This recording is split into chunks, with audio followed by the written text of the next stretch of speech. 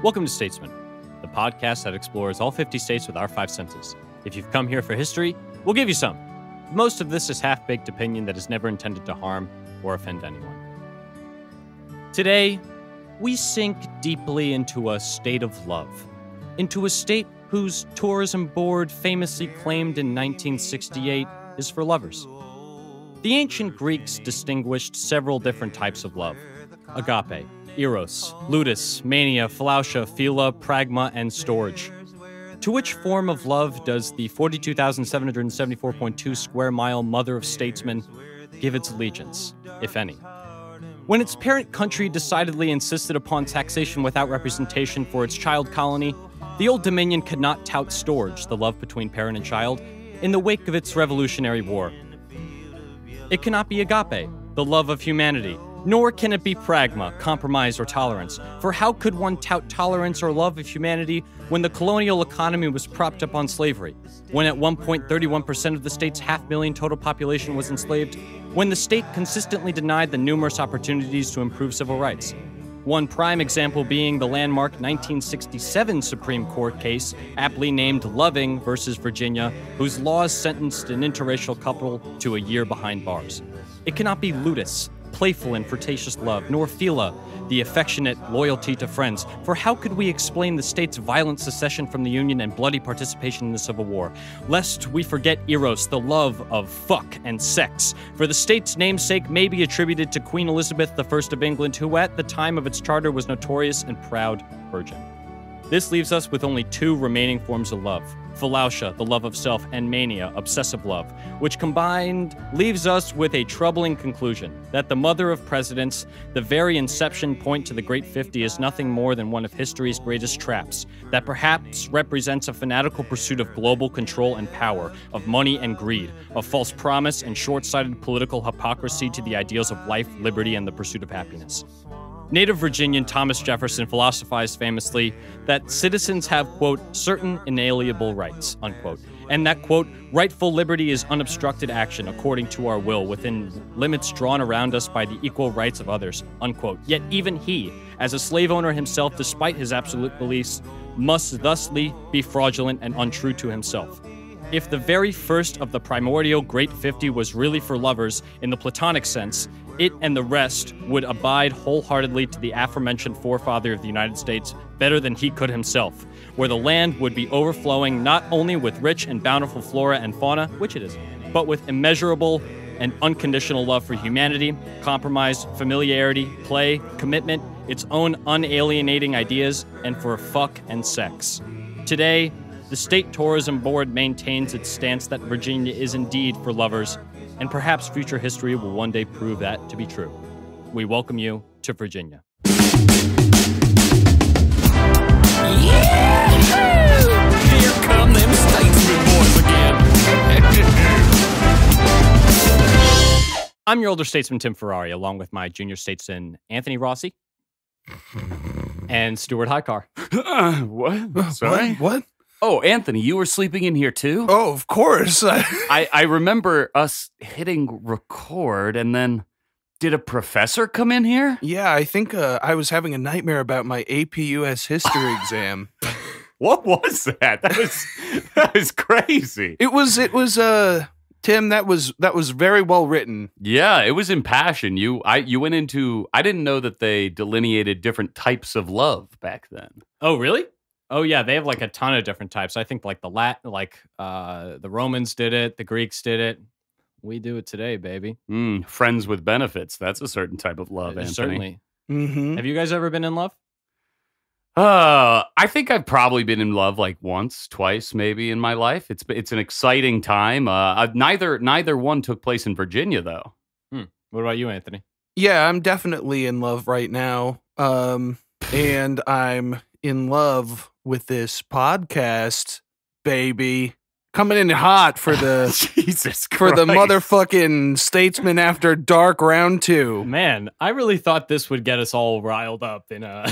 I think the problem, once you started having to trace the words with your finger on the page because the thing was so long and the font so small, I think it lost a lot of the energy. Yeah, and I'm sorry. I've just been I don't mean to project this onto you, but I've been just getting my ass kicked in my adult life. So my job has just been beating me into the ground, and I've just been overcommitting myself to all these social engagements as well, and it's just running me ragged. Yeah. And I mean, I wanted to, not be a part of that beating you into the ground, but just before we started recording, of course, I stomped you into submission in 2K19. Something that everyone listening cares about. Yeah. Every time I get stomped in 20 or in NBA 2K19, I get really sad. Yeah, it depresses you a lot because most of the time you feel like you had no power over it. But I just wanted listeners at home to understand the power dynamic that we're entering this podcast with, and that's me as king of basketball and Anthony as court jester. Well, I'm coming in to unleash chaos all over you. All those fans of 2K19 at home, you know what I'm talking about. You're laughing up a storm. Broken graphics and in-app purchases. Tim, how has your week been? It's been a long one. I mean, rough. you don't have to get into it if you don't want. Maybe just the highlights. Sure. My aunt died. It's a sad one. Highlights. Sorry to hear that, man. It really was a highlight. I mean, that's like, not like a highlight, but Right. that's like the big thing that happened to me this week. And yeah, that sucked.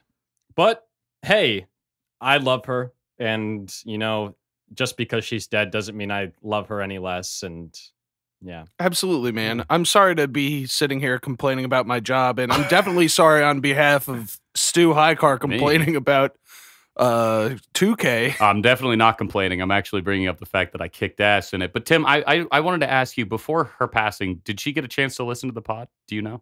I don't know. I don't think so. I really don't think so, which is too bad because I feel like she really would have enjoyed it. Who wouldn't enjoy this podcast? A lot of people, I think. I think a lot of people wouldn't enjoy this podcast. I wonder if our guest is enjoying it so far right I now. don't know. He might be standing up to leave pretty soon. Let's bring him into this toxic energy. All right, so let's welcome to the Statesman. He's a comedian. He's a music director. Please welcome to the Statesman, Alan Lucas. Hey everybody. Hey, Ooh-wee. Alan. Thanks for coming into this. Probably Toxic the energy. Yeah, probably the hottest energy we've ever come into on a Statesman podcast to date.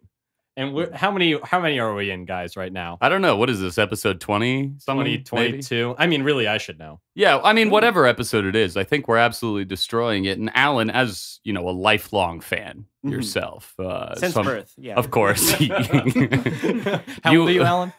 22. You saw it Alan's coming. been Wow, Alan's been listening for 22 years. Great. Well, before we get started, what did you think of the intro of the podcast? I already feel like underqualified. Oh no! Because it's like I didn't know even any of that as far as just like I guess the love stuff was unrelated to geography, but Right. Yeah. Yeah. which makes me feel a little bit better. I'm talking myself back into it. Yeah. Yeah, and we're not asking you to know anything about old Greek or Roman love terms. We're really only asking you to know every single thing possible about Virginia, the state. Oh, fantastic. And that's something you claim to know. Oh yeah, I'm missing 0 facts. So- I have them all. So it is the state for lovers, is it not? Yes, people get like bumper stickers that say Virginia is for lovers. They're going around in Virginia, so everyone else already knows. I don't know who it's for. So but- I'm sorry if I have a dirty mind, but when I hear the word lovers, I put that in like a specific sexual connotation. Is that Oh. what they're trying to put out there into the energy? So you mean Eros? The Of course you do, I Anthony. don't remember any of those fucking terms. Don't I you wasn't- remember? Eros was the one that Tim said, fuck and sex. Okay, yes, Eros. Is that what it is, Alan? You know, as I grow older and older, it shifts for me. I think that it's a dynamic phrase where as a young lad, it was like, oh, for people who love stuff, and then maybe fall in love with each other. And then I got older, and it definitely feels as though it could have just been two dudes who were like, can we make the state motto about fucking? Yeah. hell yeah. That feels fair. I've never understood as a little kid. I thought it was a joke on Virginia vagina, but I don't think it is. Well, I don't. Yeah. I mean, if you listen to any of what I was saying, I tried. Queen Elizabeth the First of England was like a notorious and proud virgin. Yeah, So the Virgin Queen. yeah, so Virginia. But are they saying virgins are for lovers? Because if that's the context, I'm not happy with that either. Well, this is why I bring up the question: which form of love does the mother of statesmen align itself? And that's what I was asking the entire time. I think it was a very expressive, very interesting thought experiment. I think if I had read it, it would have been easier for me to follow along. I'm sorry. That's fair. I did read it really fast. You did and you did a great job. You have a great voice. Oh, and I think listeners at home probably understood it. But I think the combination of me watching you do it, watching Anthony's eyes glaze over, and then Alan nod as if like, what have I gotten myself into? I'm just reeling from the agony of my defeat in 2K. I'm gonna be honest. I'm destroyed. Okay, so Alan, you're from Virginia. Yes. You were born in Virginia? Not quite. I was born in Kentucky. I was there for just like a year, and then little baby Alan was whisked away to Virginia, and I grew up there. Wow. Where in Virginia did you grow up? Yeah, a town called Midlothian. It's right outside of Richmond, which is the state capital. Nice. And like where in the geography of Virginia is Richmond? Is it like in the dead center? I guess like east-ish. East-ish, like towards the ocean? Yeah. Did you say Midlothian? Midlothian. Midlothian. Yeah. That does sound very cool. Yeah. That sounds like a D&D race. Do you call yourselves Midlothians? Yeah. I was not expecting you to just put an S on the end, but that was right. Let me ask you, Alan. When we're in Chicago now, of course, the Windy City. I assume you moved out here for school. Yes, that's correct. So did you were essentially spent 17 years in Virginia? Yeah, that's right. Wow, moving out to Chicago. What are the biggest differences you see between Midlothian and the Bean City? Virginia or Midlothian specifically? I guess Virginia as a whole. I don't know how long you actually lived in Midlothian. No, Midlothian's a very small white suburb. For the people following along at home, I am not white. Yeah, just for the listeners. Yeah, it's an audio experience. But what are those bigger differences you've seen in that move from your childhood to now sort of what you would consider full-grown adult man? Yeah, like differences just between Virginia and I think definitely just the way that people interact, because Virginia's weird because it is the South, but just barely. So there's like some of that Southern hospitality, but a lot of it's just like Maryland run over. Yeah, pretty much. Yeah. Ripping Maryland on. Yeah, some ex-Orioles rolling over in Virginia.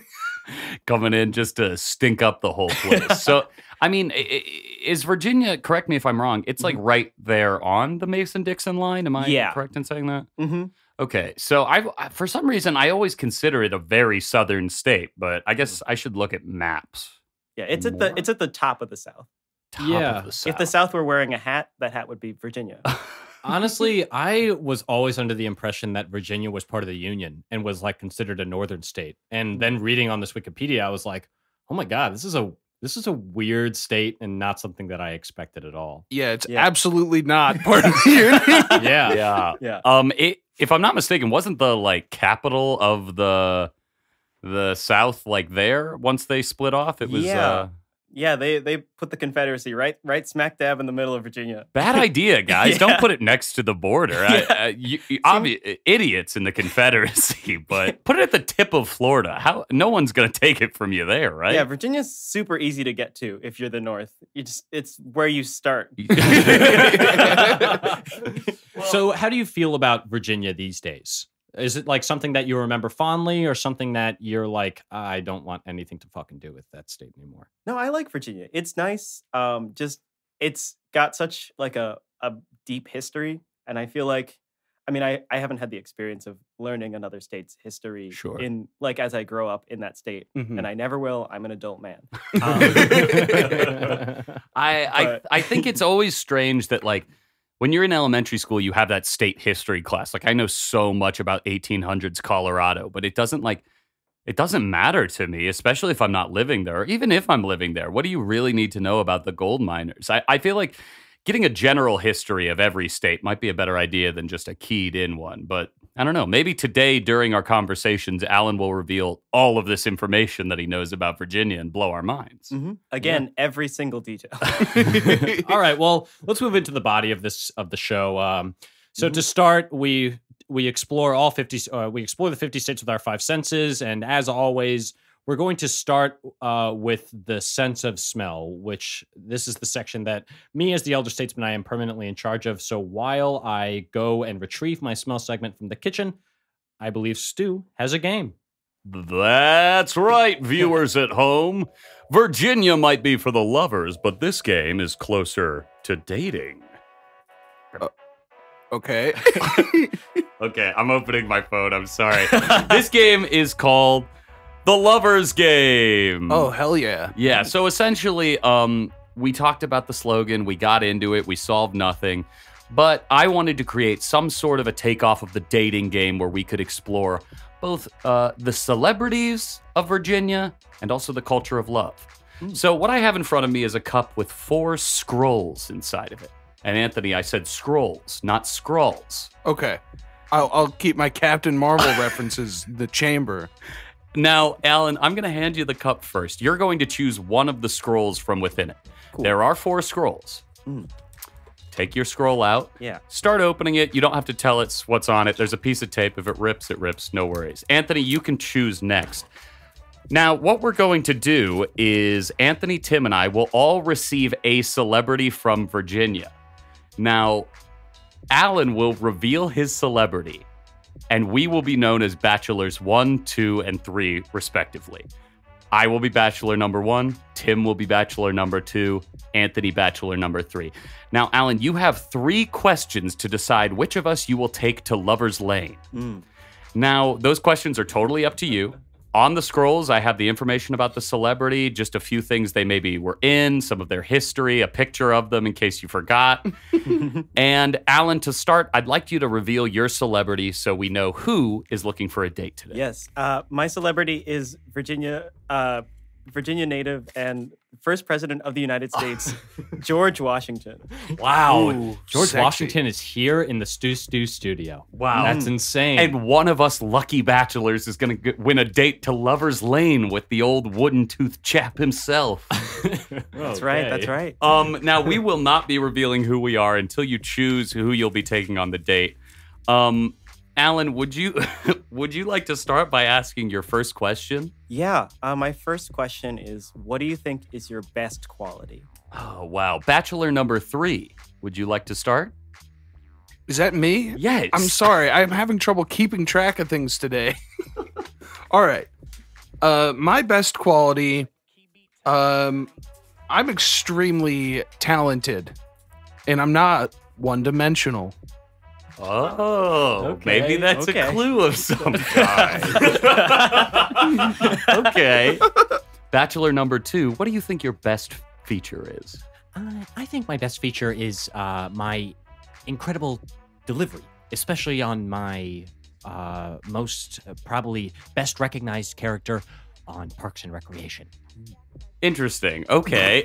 Sort of feels like this one might be giving stuff away. Well, I, Bachelor number 1, think my best feature is my search for the truth. I've always fought for it, even if it means embarrassing myself in the process. Oh. Alan, those were great answers, Oh, obviously. wow. Would you like to ask your second question, or do you have any thoughts about those best features? You know, I think I'm just gonna roll straight into the second question. Yeah, you didn't have much to work with there. Let's get Wow. Stu, Let's this keep is this- a fantastic Yeah. game. I do Thank want you. to say. Alan, Yeah. what is your second question for All the right. Bachelors? It's George Washington. George, Mr. President, what is your second question? Yeah. My second question. If we were to go on a date, where would you take me? Ooh, Tim, I think you start with this one. My name's not Tim. I'm sorry, Bachelor number 2, I think you start with this one. Where would we go on our first date? We would probably go. We would probably go to my favorite city of Pawnee, where I am director of operations. I feel like there's a clue in there somewhere. Somewhere deep inside, there must be. Committing hard. I would love to answer next. On our first date, I think we would go to the CBS 60-minute studio, where I'd interview you in depth about your past. Oh, no. Really? Maybe. Oh, no. Anthony, I'm sorry. I'm so sorry. Bachelor number 3, your answer. I think that you'll find that I'm going to sweep you off your feet. Sometimes I just like to go for long rides on the bus with no particular destination. Just keep going and going and going and never stopping, never slowing down. What is going on? And you know what? If long rides aren't your thing, I get it. I hate when people pull up on my blind side. Oh, nice. Very good. Wow, We okay. have no idea who you are, Bachelor number 3.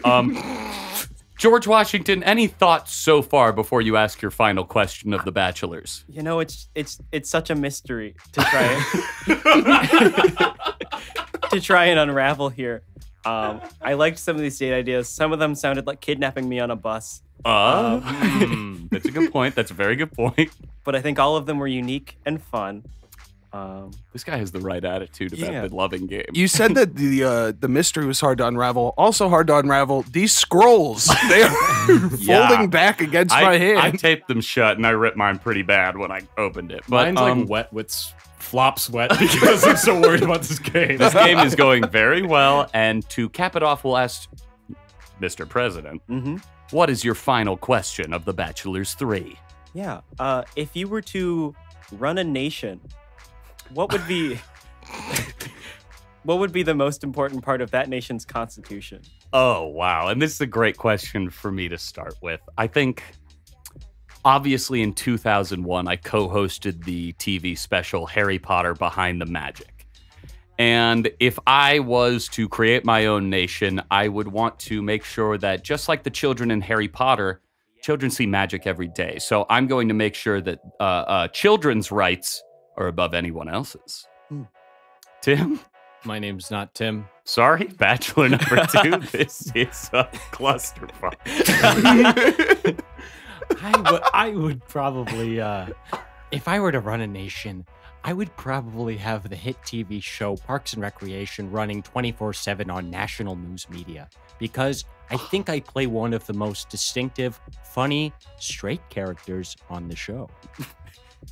You're like raising on. your eyebrows as if I don't know. Yeah, I also feel like you're doing an accent for the person. I wrote all these out, so I know who Bachelor number 2 is. You're doing an accent that is so far and away different from the person on your paper. No, it's not. It's shocking, but Bachelor number 3, could you give us your answer? The question was, what would I bring to the table if I was to lead a nation? I would bring a strong sense of respect and power. And you can't miss congeniality. What? On my list, I had to backtrack a second because you can't miss congeniality. I gave you guys these facts as ways to make fun jokes, not ways to tank the game. George Washington, Sure. you know everything you need to know, I assume. Nope. I'm sorry. I have a crucial piece of information to reveal. Yeah. I was married to motorcycle builder Jesse James until a cheating scandal in 2010 that let me out of the hog of a relationship. That was written on my paper, Yeah, word I'm for sorry. word. I also have a steaming fact about me. I had a sex tape scandal in the late 80s revolving around me having a threesome with one of my best friends. And I'm not ashamed of it. And of course, you know Bachelor number 1 as the person who underwent a live colonoscopy on the Today Show in 2000. Wow. Now, George Washington, but these are 3 incredible bachelors. Which will you be taking to Lover's Lane? I, George Washington, who has no middle name, will be Interesting. Yeah. Interesting. Got to work a fact in there. Thank you. I'll be taking Bachelor number 2. 'Cause Wow. You know okay. what? It's a good we show. That's Parks and totally Rec is a fair. good That's show. totally fair. I believe Bachelor 1, myself, and Bachelor 3 should reveal our identities before the winner is known. Well, I'm blindsided by this decision. The gravity of the situation's really setting in. It feels like this game took 60 minutes on the CBS NewsHour to complete. Of course, Bachelor 1 was Katie Couric. Cool. In, Who was Bachelor 3? Bachelor 3, shocking to everyone, Gary Sinise. No! No, Sandra Bullock. Wow. wow. So who did you end up taking to Lover's Lane? Oh, am I supposed to? Yeah, only you know. I am one of America's favorite straight guys. Rob Lowe. The mental samurai. The grinder himself. So I love how the piece of information that pushed it over the edge for you to make your selection was the fact that he had a sex scandal. You were like, I'm in. Gotta get wrapped up in that. I'll be honest, guys. I truly didn't think this game would go as poorly as it did. I But mean, What are you Wow. talking about? I I had a think great time. it ended in a lovely date between one of America's founding fathers and one of America's newest daddies. Oh my. Anyway, Wow. go on. That was a total train wreck. Wait, Amy Schumer was an option in this game? Come on. Oh, man. Okay, Stu, is that the end of your Yes, game? that's the end of my game. All four of those people are from Virginia. The game was very funny, and Alan is having the time of his life. Rip roaring. All right. So we're going to move on to the smell segment. I have prepared I've prepared a hot pot for us to pass around and stick our sniffers in to get a nice whiff of Virginia. So Stu's going to stick his sniffer in the pot, see what he smells. Alan, don't touch that. Yeah, just touch the handle. It's very hot. Very hot. Okay. You don't want to be the next Anthony. I was about to just burn myself. Oh, yeah. completely. Yeah, Anthony has done that. That before. probably would have been better listening than the prior 15 minutes of my game. So don't worry too much. I just smelled the pot. Alan just smelled the pot, and Anthony's taking a sniffer out of it. I'm going to leave it to the native to say it first. What are you picking up in that scent? I got like a really overwhelming nostalgic feel of cooked apples. Oh, wow. Nostalgic. That's a key word. I like that. I definitely was picking up on those cooked apples. There seemed to be a hint of cinnamon in there, or Yeah. something along those lines. I got a lot of chocolate in there. Oh, interesting. An interesting chocolate smell. You want to pass that around one more time? I will Okay. say, I'm going to give it to you guys right now. Apples and cinnamon and chocolate are all in there. But you're missing 2 ingredients. Well, I mean, not to pair this up with the visual segment, but I'm pretty positive there are orange slices inside the pot. Okay, well, once again, you've cheated the smell segment. Cover the pot if you don't want us to see it, Tim. Why can't I just trust you to close your eyes and like let one of your senses start doing the work? You know, I think I know what the missing ingredient is in What there. is it? Love. Specifically, Eros. Oh, very Did you nice. fuck No, into I this didn't pot? come into the pot. Okay. That's gross. It's a hard one. It's clove. I put some cloves in there. So so why are these the flavors you chose to make us smell? Well, really what I've been trying to do with the smell, and I think this is coming, I think the pot segment is coming to an end. For all of the pot segments, I've wanted to try to, instead of hitting like a specific smell, I wanted to get like the aroma of state. So I picked apples and cinnamon in there because they're like very natural and homey smells. I put some oranges in there because it is like that seaside citrus kind of smell. The cloves are this mountainous sort of like, you know, beautiful waft of earth smell. And then the chocolate, because Mars is there. Mars Candy Corp. Another connection to the Roman Empire. Indeed. We are smart. Wow, we are fucking on fire. Please, after you, Anthony. I thought those were all pleasant smells independently, but mashed together, they smelled like shit to me. I hated it. It's a little too heavy It's on too the nostrils. much. It was like, you know, when you eat too much and it's too rich and your stomach just feels like a sack of rocks, the nasal equivalent just happened in my head. I did not enjoy that at all. Overwhelming. Alan, what did you think? Did this take you home? It took me somewhere. I I mean, like, what are the smells that you would associate with Virginia? The apples and cinnamon actually does feel very Virginia. Mhm. I think a lot of like floral scents to me are associated with Virginia. Interesting. Yeah. I think maybe just because I grew up with flowers around, which is Why did you grow up with flowers around? because they're nice to put in Just a like space. around? Yeah. I didn't know if like, you know, You grew up in a botany lab or something. I didn't have like a lot of flowers growing up where I was like, I don't know. Did you have flowers growing up where you were? Yes. Like in your house and all that kind of Yes. stuff? Your mom didn't. No, Have, my mom like, didn't really like flowers? tend to a garden I mean, at least to my memory, she didn't. Anthony? Yeah, I'm a flower boy. Oh. Yeah, Okay. so invite me to your wedding. I have a role predisposed. I'm Okay. ready. Yikes. So I assume that, you know, we're not really feeling the eros in the air for this smell. No. It's a pretty like I think the color is also putting me off. a Yeah. lot. yeah, that's true. It used to be blue. Because No. so the chocolate that's in there is peanut M&Ms, and so like all those Got it. colors I think mixed into this, you know, gross throw up look. Yeah, it definitely does look like vomit. It looks like a big pot of vomit. And I mean, earlier you were defining the smell segment as a pot segment, and I just wanted to make sure that we made it clear, you know, that this is a baking or a cooking pot full of smells, and not the segment of voters voting for Bernie. Ugh. All right. Yeah, Stu's trying to fist bump me, and I don't know. It's going poorly. I think I'm going to change up the pot segment, though. I think I'm going to lean into a little bit more science on the next one. That It's gonna scares be me. fun. Please I'm gonna walk into the kitchen. You're gonna have a bubbling beaker. Yeah, I really might. But so something that also is part of Virginia, Mars is a part of Virginia, and interestingly enough, Mars candy. Mars candy, yes. Interestingly enough, Mars makes 5 gum, Whoa. and something that 5 gum does is stimulates all your senses. Whoa. So I want us to pop in a stick of gum, and let's see how it stimulates our senses before we get to the rest of these segments, huh, guys? We should all do the voice too. Okay. Of Rob Lowe. How does it feel to chew 5 gum? Anthony? How it feels to chew 5 gum. How it feels to chew 5 gum. Stimulate your senses. How it feels to chew 5 gum. Stimulate your sense. We're all like Batman. Yeah, we're all. That's who it This is how it feels to stimulate your senses.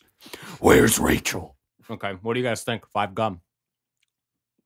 What are we? Wait, well, hold on. This is no smell at all. Nope, it's just I just asked you guys to stick a thing of gum in your mouth. I like 5 gum. The pack always felt very cool.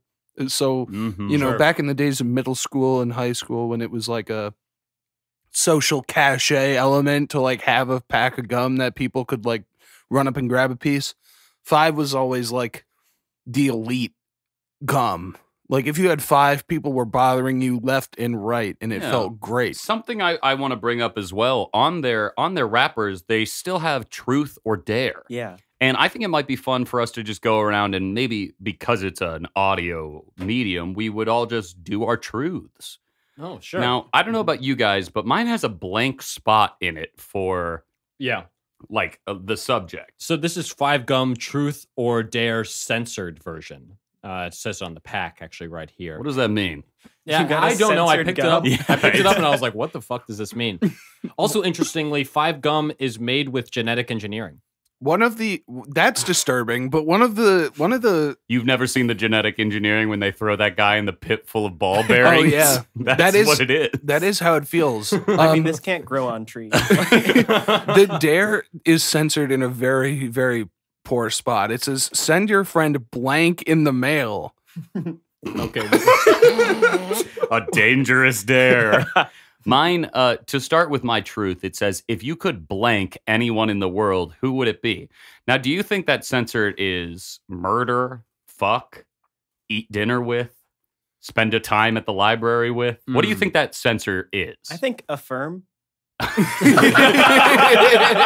Well, okay, if that's my truth, if I could affirm anyone in the world, who would it be? I want to give a big shout out, and this, by the time this episode drops, he'll probably just be a memory to all you memers and shakers out there. But Egg Boy down in Australia, you're an absolute legend. Keep egging fascists till the day you die. I'd like to affirm your actions. They're great. Alan, what is the truth on your wrapper? Fantastic. I've got like half of a truth and then a full truth, so I'll do the one that I can read. Good. Have you ever been caught by your parents doing blank? Now what could that mean? Affirming your little brothers and sisters. Anthony, what's something your parents would catch you doing? Studying, maybe? Me personally, or in general? Just anyone, I guess. We need to fill in the censored part of Alan's truth. Doing meth. Have your Alan, the world is dying to know. Math? Like mathematics or I think you're doing mathematics on methamphetamine. This is the fastest. This is quick maths at its finest. Have you ever been caught doing math on amphetamines by your parents? Not on amphetamines. I was once caught doing math recreationally, which was the most embarrassing thing that's ever happened to me. Your parents opened the door and you were like, "No, it's not what it looks like," and you're covering up the times table.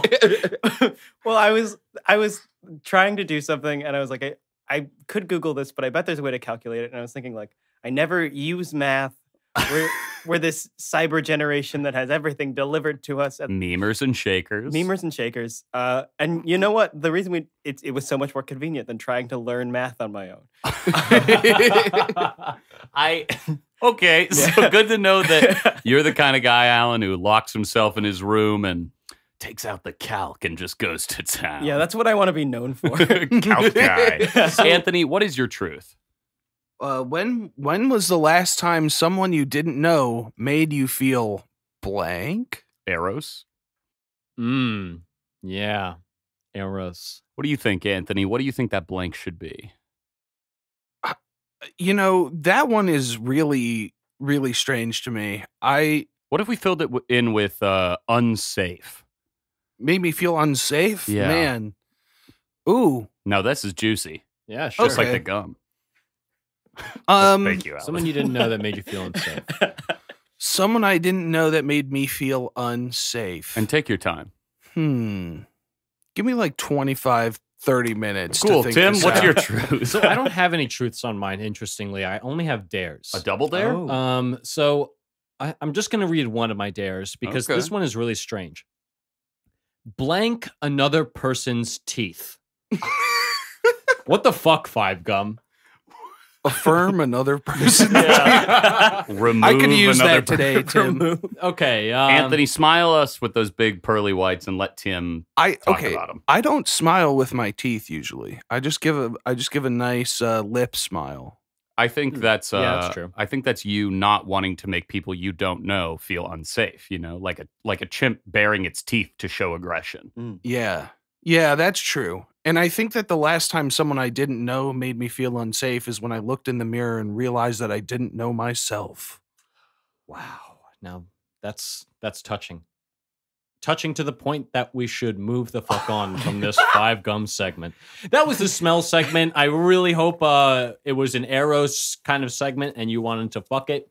So we're gonna move on to the next segment, Anthony's visual segment, which I believe he has prepared a presentation for us. Just what we needed to get the energy rollicking on the show. Visual The visual segment. Everybody tune in. Let's do it. Here on the first slide, we have Virginia. What font do you guys think that's in? Don't make us do this. Calibri. It's the closest you can get to the name of the state. Virgin? Verdunda? Verdana. Verdana. Nice. Okay. Classic font. Nice. Fun. Yeah. Classic Anthony. font. Let's go to the state outline. Okay. All right, so the state outline is pretty strange. It's mostly flat at the bottom, but up at the top, we've got a pretty strange configuration. To me, it kind of looks like a follow me here, Yep. like a beaver, like with a long ass tail. Oh, I see it. The beaver head at the Yeah. northernmost Yeah. top of the state. Mhm. And it looks like he's going after a little stick. A little stick. Yeah. What is that little dart out to the right there? Alan, do you know this little island?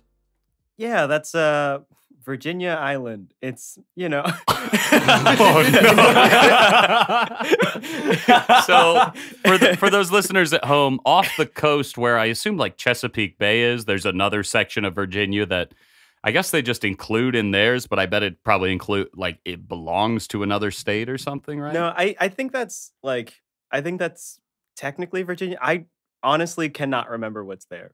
Anthony, do you know? Stu, how could you not name your dating show Chesapeake Bay? Oh, Come on. yeah, no, that actually would have been Damn. really good. Oh, And it actually probably missed would have opportunity. saved the segment too. Yeah, Yeah, that's what it was probably. missing.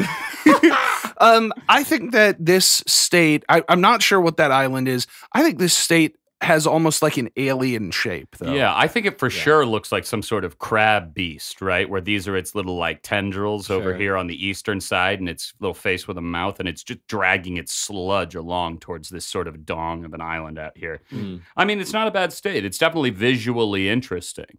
Yeah. Probably the. Sorry, go ahead, Alan. Oh, I was gonna say I'm getting like a Godzilla monster kind of Mhm. deal Yeah. going on. Definitely looks like a kaiju. Yeah. Kaiju. That's the name I was looking for. I think it looks, and hear me out on this, guys. I'm going to go Okay. out on a limb here. I think Oh. it looks like a lying down pregnant person with the westernmost part of it being the nose, and then that alien thing being the pregnant belly of Tim, the have person. you ever seen a pregnant woman? Any pregnant woman. Just any pregnant person, because it's that if you there saw a is pregnant clearly- person with these dimensions, you should seek help for them. Call the police. I see pregnant women all of the time, guys, and that's a pregnant woman. Weird. I think that. I have a follow-up question. Yeah, I don't think we should ask it. I think we should move All right, on. let's move right This- along. This, to me, I think the most apt description is perhaps an iceberg rising out of the water. Oh, that is. How about that? That is pretty good. Oh, okay. All yeah. right, so sure. now That settles it. we fucking cracked it. Let's move on to the next one. Ooh. All right, here we have the state Oh. flag. This is an interesting flag. It's got a dark blue background with the seal in the middle, but it's a big wreath surrounding a statuesque woman towering over a dead body. And that woman there is Virtue. With her spear, she's slain a tyrant with a crown and a whip. Lying on the ground there, and the state motto is emblazoned at the bottom: "Sic semper tyrannis," thus always to tyrants. And then Virginia is featured at the top. I don't mind this inclusion of the state name there, just because it is kind of subtle. It's worked into the state seal. It's not just plastered on there as an identifier. It feels like a part of the seal, and I'll give it credit for that. But something I do want to bring up: you said this person in blue is a woman. Yes. They got a titty hanging out. Sick. Right there Sic on- semper tyrannis, dude. right there on the state flag. That's pretty cool, Virginia. I will say, maybe, this flag is probably a little old. Maybe think about changing your motto after.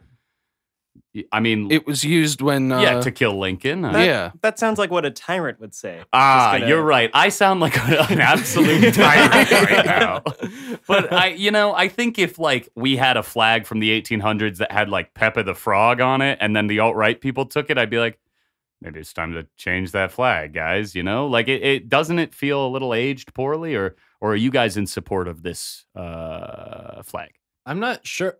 I don't get the Sic semper tyrannis associated with Lincoln's death. When John Wilkes Booth shot Lincoln in the back of the head, he jumped from the balcony onto the stage and screamed "Sic semper tyrannis." Oh, I didn't know that. Because he believed, that Lincoln was overstepping his boundaries by giving humans rights. you Yeah. know, as a tyrant would.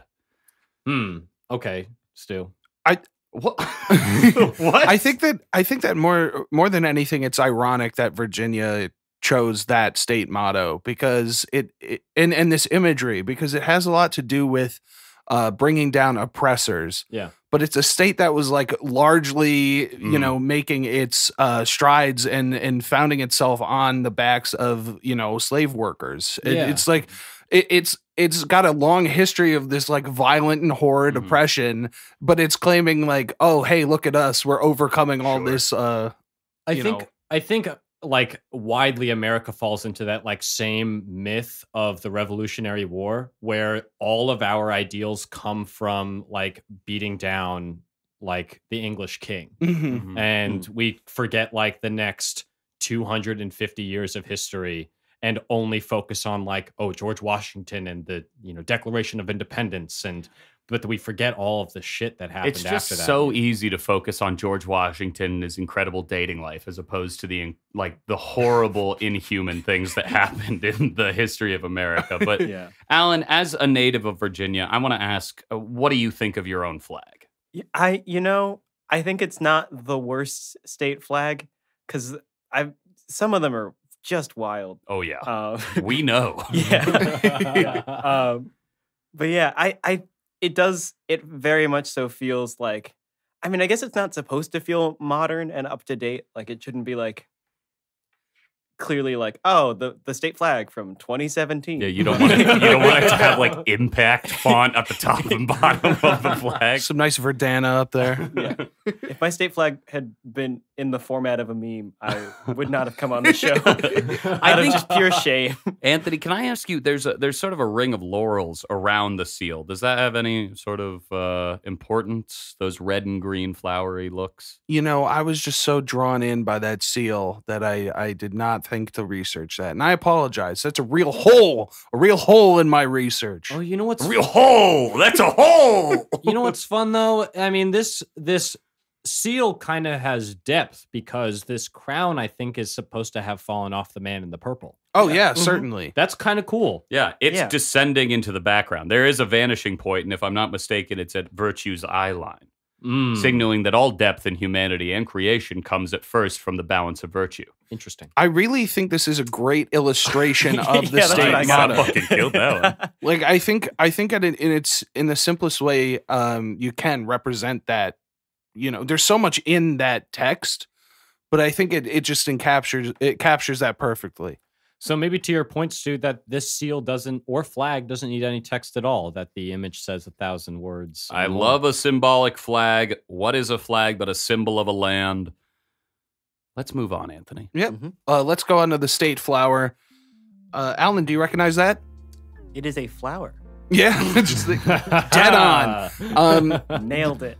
This might not have been one of the flowers that was surrounding you in your youth, but this was the flowering dogwood. Don't worry, it is safe for work. Woof. We've got a green bubbling stamen out of a white flower, and it's on a dogwood tree. Stu is really struggling over here. I think this is a pretty flower. It's definitely like a woodland flower. It's not one of the ones that we'd see, by the side of a highway or something, or a mountain road. But deep in the depths of a forest, these might catch your eye. You ever seen these around, Alan?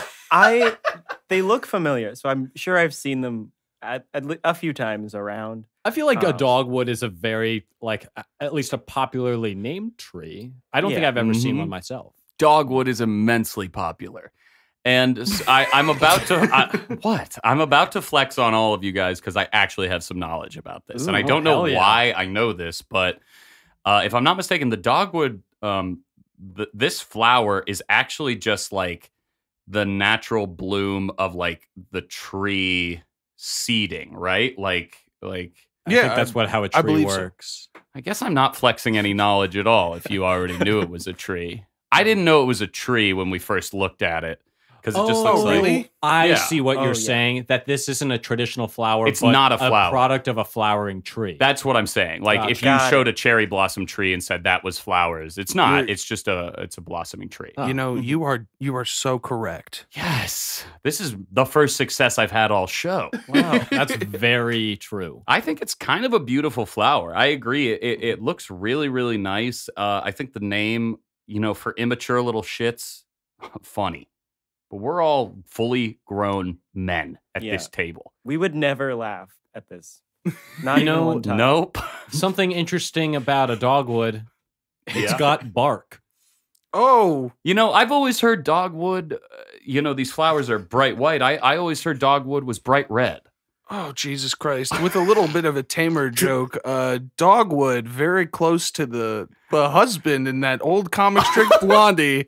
I'm talking Dagwood, baby. Maybe we should leash this in and go to the Please, next for slide. fuck's sake. You mean like a dog would? Oh! All right. We're all grown men. Oh, fuck yeah. What's on the next slide, Anthony? Oh, how fucking original. We have a cardinal as the state bird. You know what? Why don't you go ahead and just hit that another time real quick? Ellen, Oh, I if you're feel not slighted. if you're not familiar, the cardinal is like. Oh my God, Anthony, what did you put on this slide? Alan, would you care to read that? It says cardinal alert, code red. Just to clarify, the red is in the text red is colored in red and you. underlined for emphasis. And Is there and- anything different about the bird? You know what? I'm glad you brought it up. It looks like some sunglasses have just been photoshopped onto this cardinal. I think photoshopped is a too professional of a word. They seem to be Drag and drop. Microsoft Paint right on top of them. Yeah. So obviously, we've seen the cardinal as the state bird of a few other states at this point, and I think it's not new for us to see a bird being repeated. But I think this is one that it feels a little bit too much like saying, my favorite type of ice cream is vanilla or something. It's like everybody likes vanilla. Everybody likes a cardinal bird. It's fine. But pick one that is more about your state than, I would associate with others. What do you think, Alan? I mean, do we know which state did it first? Now that is a great question. I'm going to go to bat for Virginia here and That's and true. say there's a good chance that we maybe did this first. 10th Yeah. state in the union. There's a chance you guys picked it up before anyone else, and everyone else is just copying you. Mm-hmm. Well, to all those other states with cardinals as a state bird, I say 6 Amper Tyrannus, you will fall. You're on notice, baby. We're coming for you. Well, thank you, Anthony. Code red, baby. Do you want me to move on? No, let's bust out the Mountain Dew code red and really just get in the mood here. Sick. Oh my Do you God. want me to move on, Anthony? Yes, please. Okay, what's on the next slide? All right, here we have the most populous city in all of Virginia, Virginia Beach. Look at Nice. that. Look at that rolling beachfront. That is a long stretch. Look at that pier. Yeah, man, it's long, and it sure is in the photo. This seems nice, but it kind of looks like, I don't know if you guys have seen The Godfather 2 recently, but it looks like 1950s Cuba. Like, it does not look particularly developed. All the buildings sort of look like they were designed in the same, decade, and it was 50 decades ago. So was that 500 years? They all look like, God damn it, they all look very old, and it looks like a sad place. I'm pleasantly surprised that the buildings aren't 30 feet high like you would see in Myrtle Beach, for example. Yeah. Where it's these huge high-rise hotels. Do you know much about this city, Alan? I have been to Virginia Beach, mainly for the beach elements of it.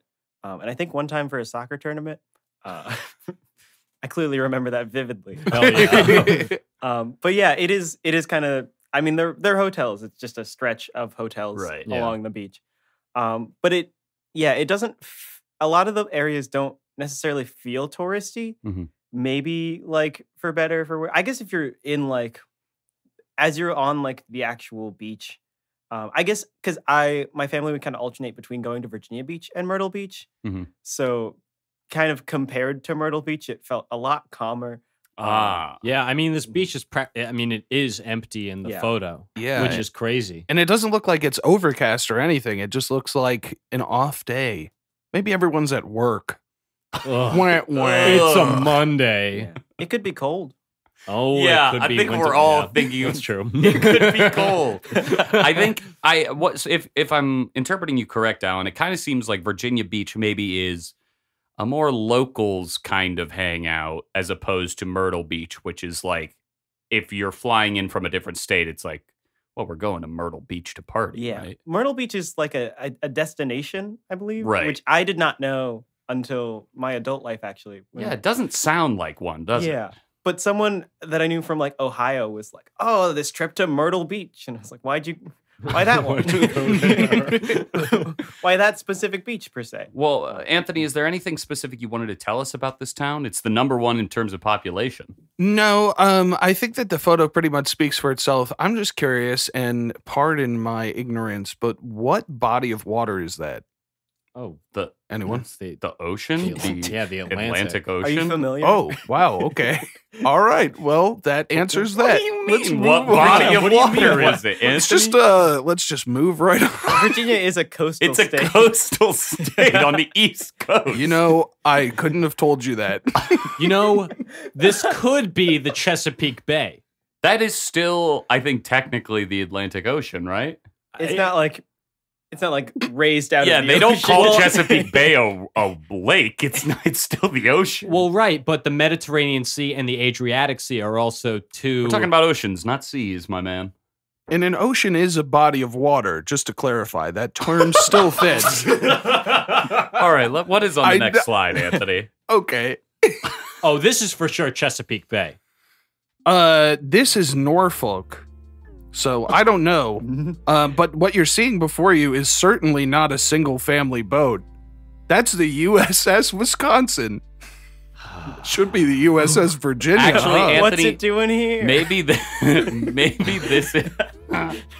Maybe this is the first time you could accurately call something a single family boat, because of course this is a Navy vessel. And when you're in the services, there's only one family. Oh yeah. Hoorah. Come on, where's the support for my Navy boys? So this is the USS Wisconsin docked up alongside Nauticus, which is a big maritime museum and science center. But the city actually extends out into the water as well. Are those hotels? Do you think those are hotels, or do those look like maybe apartment buildings? I feel like these those are- have yeah, to be those- hotels or something, right? I mean, they look like apartments. So if they're hotels, they've got a very rustic feel. Where's the lobby? Where's the lobby? All right, Well- Dad, stop. Where's the lobby? We'll There's- find it. There's also like a nice waterfront park, and then just beyond that action, we have the hustle and bustle of the city. A little more, no skyscrapers really, but just some high-rise office buildings. I don't know. This looks very pleasant. Yeah. Yeah. It looks quaintly condensed. I'm way Yeah. into this because of how small it seems. I mean, it's probably bigger than the scale we're seeing, but I mean, from where I am now, it kind of looks like like an Animal Crossing city. Like everything is pretty tightly in, but there's a lot of stuff there. Yeah. Virginia just generally is pleasant. That's nice. Yeah. It's a thing I like about the state. It's never like, this is Virginia, take it or leave it. We're up in your face. It's just like, hey, welcome. A sort of thanks just for like the time. an amiable person. You're never going to get in a fight with Virginia. You might not have the best days of your life with Virginia, Yeah. Maybe but my you're not going to intro, have the worst. maybe my intro was too hard on Virginia. Your intro was too hard on vocab, Tim. Your Hell intro yeah. was a lecture. Hell And yeah. and I before feel like I should get credits. Hell yeah. before I'll we sign any move paper. before we move on from this slide, Anthony, you said that the museum was called Nauticus. Nauticus. I think that's a great name for the outline of the state, the kaiju monster we were talking about earlier. Oh yeah, Ooh. definitely. I think a giant shrimp monster named Nauticus is sci-fi. Call me. Yeah, but I don't think that name really applies to the pregnant woman who I definitely Oh my see God. in Virginia. Tim, if you ever call a pregnant woman Nauticus, Not one a- of these pregnant women who you see so often. Nauticus is also a good name to give the Roman soldiers if they're looking for a particular rebel. Let's move on to the next. Jesus Christ, Anthony. I was talking about Spartacus, Stu. Yeah, You yeah. must have followed that. I almost did. All right, here What's we go. this? Arlington, Virginia. A very, very, very boring looking city to me. We have a lot of trees in the foreground, which are pretty cool. There's some fall color in there, but all of these cities look so drab. There's not very much going on. It's a style of architecture that's very flat. And it's all pretty much the same thing. It once again does look pretty compact. And I'm wondering if that in the background is like the far reach of the city, or if you're actually seeing over that like flat land to other cities beyond it. I feel like that all has to be encompassed into. I don't think you're going to find these buildings those close. Like, I think it's all within one code. I would guess that's all Arlington. I believe Arlington's pretty sizable too. What is the capital of Virginia? We'll get there. Okay, Richmond. Okay. But just spoiler. We actually did already get there. Okay. That was one of the first things. That's I kind of like this, but Arlington, of course, famous for the headquarters of the FBI, The Pentagon? the National Cemetery. Yep, there are several pieces of Arlington that we'll touch on later in the slideshows, so don't feel obligated to cram them in now. Cool. Cram them in much like the buildings right next to each other. Cram them in much like the gum that I crammed into my mouth earlier. And that we've all spit out, it looks like. How it feels to spit out 5 gum. What's next, Anthony? Okay, so we have reached the Capitol here, and this is a very particular shot of Monument Ave in Richmond. This is the capital city. Beautiful fall colors on all the leaves. Nice rustic style homes lining. Those look like multi-million-dollar mansions. Oh, yeah. These are like those old colonial style, like, my family's owned this house for 200 years kind of houses. Yeah, you wouldn't like... You and your college buddies wouldn't get an apartment in Monument.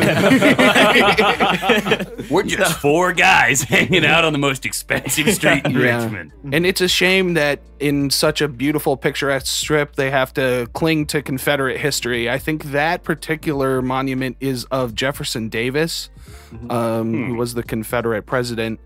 And there is a commission in the works to get the Confederate statues removed. I think specifically Jefferson Davis is coming down or in the process of coming down. Do you know who they're going to be putting up? And is it Rob Lowe? It should definitely be Rob Lowe. I would also put a vote in for Sandy. But I'm not going to go with Jefferson Sandy Davis, Bullock. a fucking racist piece of shit. Also, they won't let like Robert E. Lee come down because he was like an actual in-depth veteran and not just like a figurehead. I think Robert E. Lee is one of those historical figures that's like tough because I think he was very outward about not seceding and thinking it was a terrible idea and thinking it would just be horrible for the South. Which he was right about, but then he like fought for them anyways because it's like, blood and soil and that whole kind of thing. So, history is a horrible thing. We were doing a dating game earlier with George Washington, who himself is not an angel. So, yeah. I mean, like, we're 4 people in that game who all have made mistakes in their past. Katie Couric, Rob Lowe, Sandra Bullock. Rob Lowe had sex with his best friend. Yeah, unfortunately, no. He also had sex with a 16-year-old girl during that. I did not know that. Yeah. Yeah. Whoa. It was at the time, it was above the age of consent in the state. It happened in like 1988, but I think it was one of the motivators to raise it to 18 in that state because so many people were like, Rob Lowe is a nasty little freak. Yeah, that was creepy. Man. Yeah, anyway, glad I could share that info with you guys. All in all, this is a beautiful shot of Monument Monument Row. I just wish that we were staring at a monument that was a little more timely. Yeah, that I remember seeing a lot of articles shared around as people were discussing taking down like monuments, especially of like Confederate figures, which is Virginia's like 30% statues. Yeah. So most of their population is bronze at this point. Yeah, but it was a strange experience of kind of growing up in that culture of being like, oh, who is Jefferson Davis? And being like, oh, he and I would not have gotten along. A real odd couple. I'd love to see you guys share an apartment on Monument Row.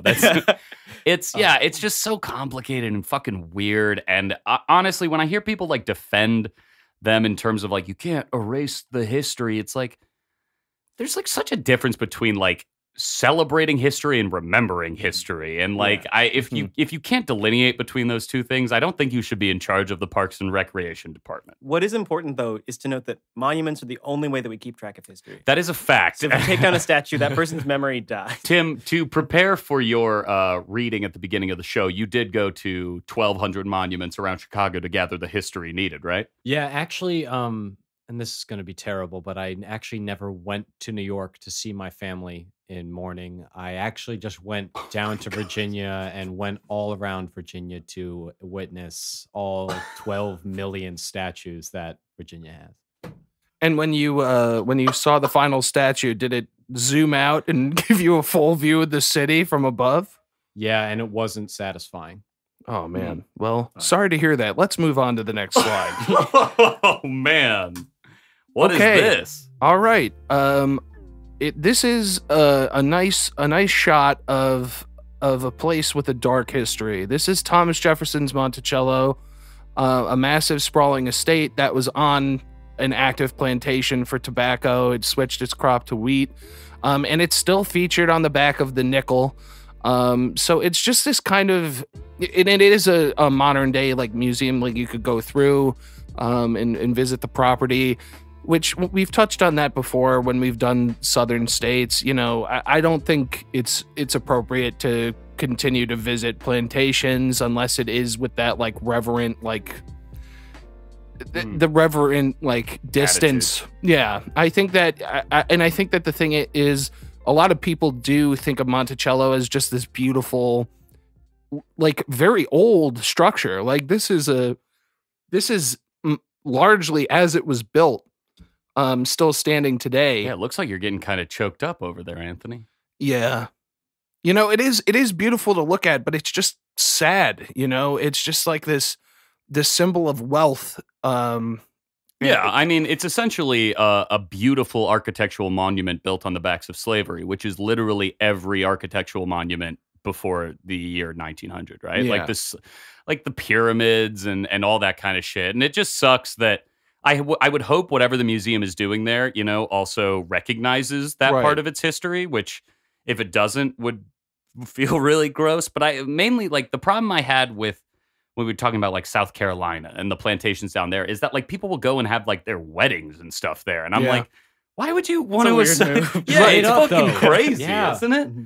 But like if you were keeping this open as a record of a like a time and place and the things that were done in it that brought us to this moment, I'm all for that. I just I don't know. I've never been myself. One important thing to note when discussing like the tourism for Monticello is Thomas Jefferson is buried there per his last request. So I think that is, you know, an excuse that some people can lean on, or at least something to kind of distance yourself from like the horrific nature of the actual property. But I think like I do think it's still I do think it's still something that we should keep it in a careful arm's length. I don't think that it should be on the nickel anymore. I think that having like a plantation on the nickel is not great. What if, and hear me out, what if we turned it into a frat house for us? Let's the four of us party there every night. Monument Row, baby. We spit on Jefferson's grave. Alan, this feels like maybe a place that like, I don't know, for some reason I look at this and I'm like, oh, this is Field Trip Central. I would imagine, have you ever been here for any reason at all? I don't believe so.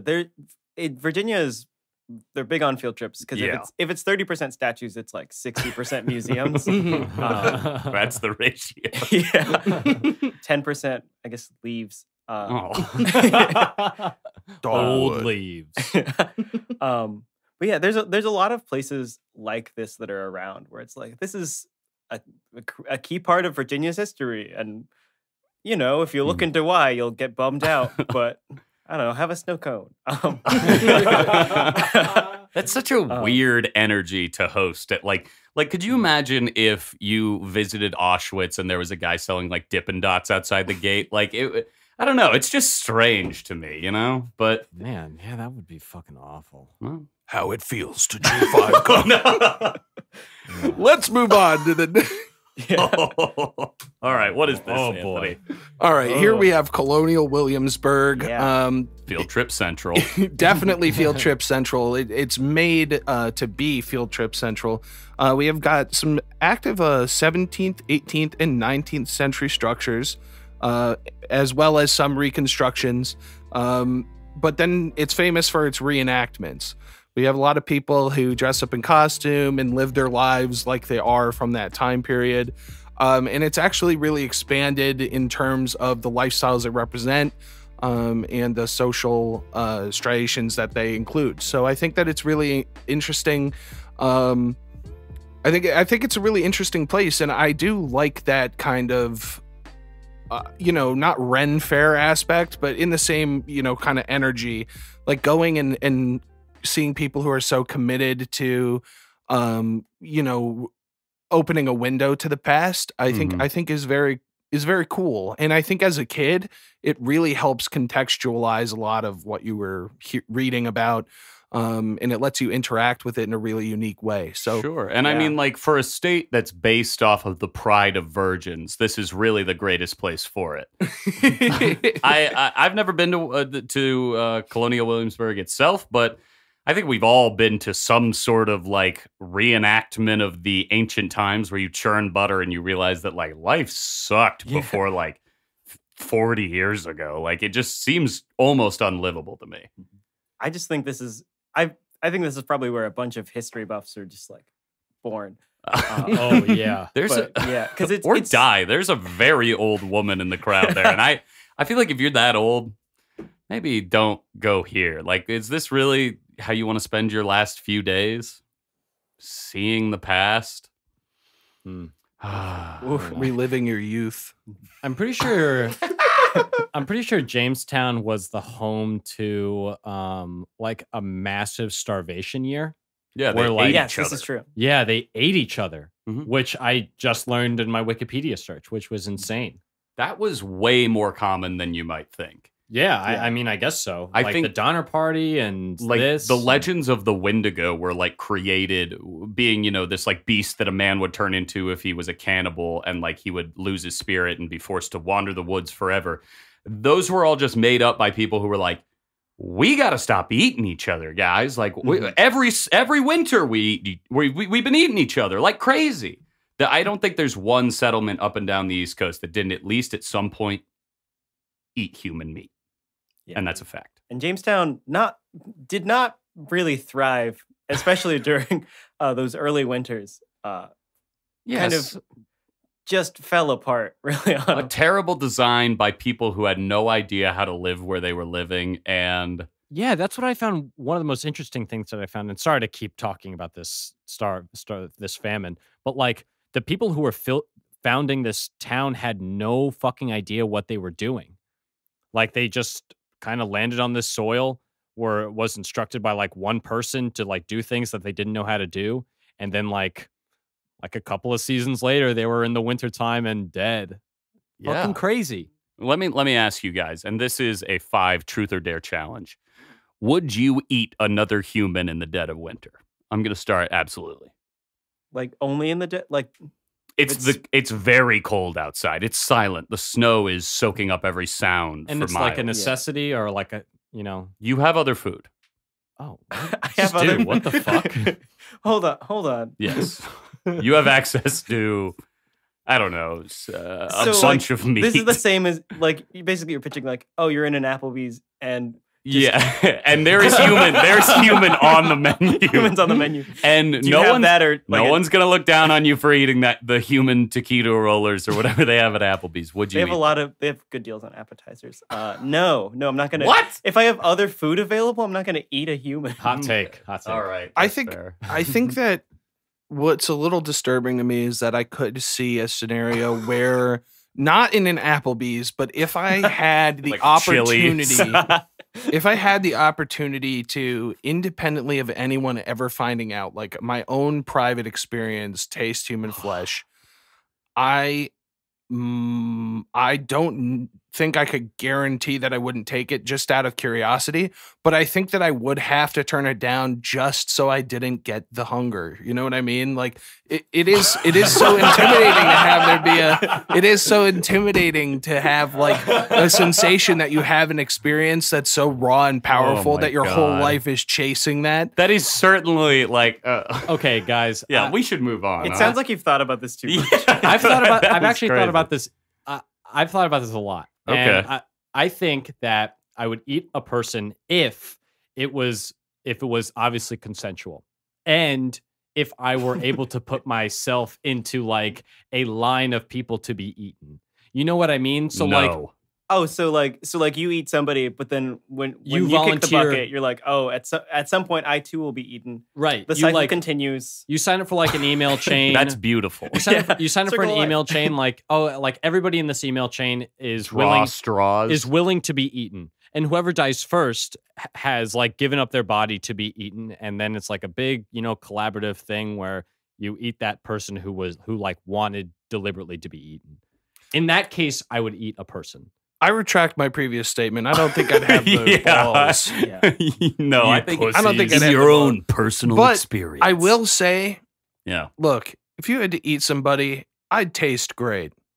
That's Yeah. I'd a little taste- Italian seasoning. I know. I'd taste wonderful. A little You wouldn't be bad. giant meatball. well, just wait for the taste segment. What's next, Anthony? Okay. What is this What's thing? this Wow. 5-sided figure? I don't know. I can't really recognize it. It looks almost like a pentagon. I mean, I could lecture you guys about this, but I'm sure you'd fall asleep. This is Okay. located in Arlington. It is the headquarters of the United States Department of Defense. The building was finished up in 1943, and it is the world's largest office building Huh. in all of the world. 900,000 The largest. employees, I think. In the world, you say? The busiest building. In the entire world? So as you can see, there are like 5 levels to it, Right. and then there are several floors underneath the earth as well. But Anthony's been burping. Anthony has been burping off Sorry. mic this whole podcast. I'm so sorry. I mean, is there much to say about the Pentagon? Obviously, a cool design for a building. It's really cool to look at, and it does evoke like a true fortress feel. But long problematic history, much like everywhere else in the United States. Some horrible decisions were made in that building. Yeah. and some very important ones. A horrible atrocity there, too. 9/11. Sure. Yeah. It was definitely part of it. I know Anthony was trying to stray away from that subject matter just to make the podcast a little bit more fun. But Oh, well, I feel like that was squandered at the very start of the podcast, and I apologize. Would you guys Oh, ever boy. take a job in the Pentagon? truth or dare? Is the dare to take Would a you Pentagon rather- defense job? Would you rather Okay. take a job in the Pentagon, but Yeah. you have to work on the very, very bottom floor underground, Okay. or Okay. eat human flesh? That's a toughie. I think I'm going to eat the person. Oh, Mostly just because I feel like it's already a dog-eat-dog world at the Pentagon. I'd rather be top dog in my own personal cannibalistic experience. What's my Pentagon salary? You're a janitor, so it's sub 20,000 a year, Oh, woof. and you see Oh. no sunlight. as Somebody's well. getting eaten. Whoa, but we have access to the very bottom level of the Pentagon. That is surely not the third subfloor. There are surely like way more floors. And below you don't the think people Pentagon that we know about. clean those tunnels? Janitors clean everywhere. Tim, have you seen The Shape of Water? I mean, that's true. But guess what? I'll get to meet an alien, so I'm definitely taking that bottom floor position. Yeah, you would, you little bottom. Anthony? All right, let's move on to the next slide. Damn. No shaming. Okay. Arlington National Cemetery. This is a really powerful place. It's 624 acres of land.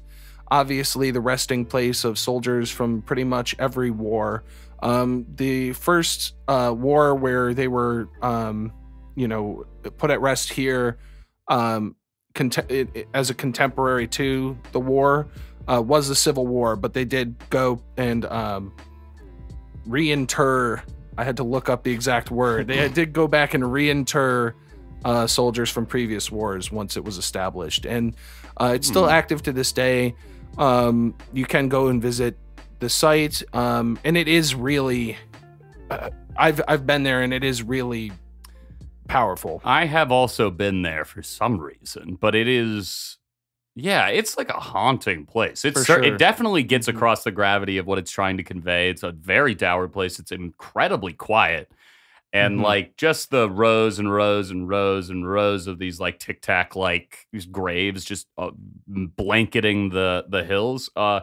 It's crazy. Whoever designed this thing understood that less is more. That's not just in flags; it's in graveyards as well. It is hauntingly beautiful, and I do think that one thing that really stood out to me, and I visited here when I was young. I was on like a class trip or something. One thing that really stood out to me was seeing the religious symbols etched onto the stone. Oh, they different? right. Yeah, Yeah. they have crosses and stars of David and the Muslim, the Moon and moon. Yeah, the moon Right, and star. and there are some secular tombs as well, but I think that or headstones rather, but I think that it was really interesting to see all of those different religious beliefs gathered in one final place because that bond, the military bond, was stronger than any division in Yeah, life. crazy to see you honoring it now, but when I brought up that joke about the one family boat earlier, you spat in the face of the Navy. Well, I have an appropriate level of respect for the military, but not for you. Alan, have you ever been Jeez to Louise. the cemetery? I have not. I've seen images of it before though, and I think it's always something to just see a number so large, like visually. Yeah. Because I think spooky. we can because I don't think anybody really expects war to be like. I think people know that war has a lot of casualties and that it causes a lot of deaths. But I think that to actually like have to see it and look at it is so important. Yeah, especially with one like this where like the civil and the American revolutions were like, I feel like beyond bloody in comparison to, I feel like a lot of modern day wars where like even like 10 US casualties is crazy, you know? I mean, you have to think about like back then how many people in the Civil War and Revolutionary War like just died on the battlefield because of like diarrhea. Like Yeah. you would just die from anything, Yeah. and then you would just like rot in a field for 100 years or so because that's just like what it was, and that was like what war was, and it was disgusting. So there's like this weird like depersonalization of war that's happened since then, but at the same time, those numbers have risen a great deal, and to see that concept visualized in such a stunning way, good for you, Arlington. You did well. What's next? It is a beautiful picture though. Yeah, All let's right, move let's on. move I've on. got some more beautiful pictures. I'll try to speed things up a little bit. Here we've got Luray Caverns, or Luray, but it is just a cavern network, a big cave with stalactites, stalagmites, mud formations. It's really beautiful in a really interesting way. Definitely a cool tone. But I just love the ways that earth and rock form together to create this like these are like really truly unique shapes. I love the way that they come together and form like a big cavern. My favorite part is this organ. They brought in like a church organ into the back here so that people can play haunting music throughout the cave, I assume. Think Right, about those acoustics. That's true. That's true. This is definitely the place to practice with your band. Right, I'd hop on there and play Rock Me Amadeus. A sick tune for a sick kid. Anthony, is there anything else you want to talk about in this cave, or should we just jump ahead? Alan, have you ever been in here? I don't believe so. Alan, where in Virginia have you been? My own home. Do we have a picture of Immediately Alan's outside living of- room? Well, let's hit the next slide and find out. That's not Alan's home. That's Shenandoah State Park. This is a beautiful, beautiful picture. I love this. You see the rolling hills, some wildflowers, big old stick, shining sun. Truly, truly picturesque and gorgeous. Just absolutely breathtaking. I think this is just a classic state park situation with hiking trails. But it looks like a truly beautiful place. Now, this is the first slide that we've seen that makes me understand the state's slogan. Not Sic Semper Tyrannis, but Virginia's for lovers. Okay. State motto, rather. Yeah, I suppose I could see sitting on that big stick with my sweetie pie and giving her a smooch on the lips. But I bet that would create a bond that would last until the end of time. What do you think, Alan? Yeah, I mean, Virginia has so much gorgeous natural history that is really, I think, sometimes just breathtaking to get to see and remember. Like, I think that I spend so much of my day-to-day life just especially now in Chicago, it's just like, oh, I'm in a city and maybe I see Grant Park and there's 6 trees that I pass in my day, and that's exciting. But to really be able to immerse yourself in nature like this, I think is so amazing. Yeah, and just to put a sort of period on the end of this slide, Tim just spilled tons of food all over himself, bringing out the taste segment. Oh, man. And I can already smell it. We're all delicious. Moving to the back half of the slideshow, I'm psyched. Second to last slide here, we have Old Rag Mountain. This was something that came up frequently when I was looking at it, looking for Virginia destinations. It's one of the Blue Ridge Mountains, I believe. But it is just a classic hiking mountain too. The shots from up at the top are very beautiful. Old Rag Mountain. Mm-hmm. Old Rag Mountain. What joke are you gonna make, Steve? I don't have a joke. I just think maybe about Old Rag Mountain. You don't have any joke about Old Rag Mountain. I don't understand why you think I always have to make jokes about things. I just don't understand why you would name such a beautiful mountain after such a, something you'd throw away or leave under the sink. Mm-hmm. Alan, do you have any history knowledge about Old Rag Mountain? About Old Rag Mountain? Yes, Old Rag Mountain. Old Rag Mountain, just to clarify. Yeah, not a lot of history for me about Old Rag Mountain. Old Rag Mountain? Old Rag Mountain, You ever been to the Blue Ridge Mountains?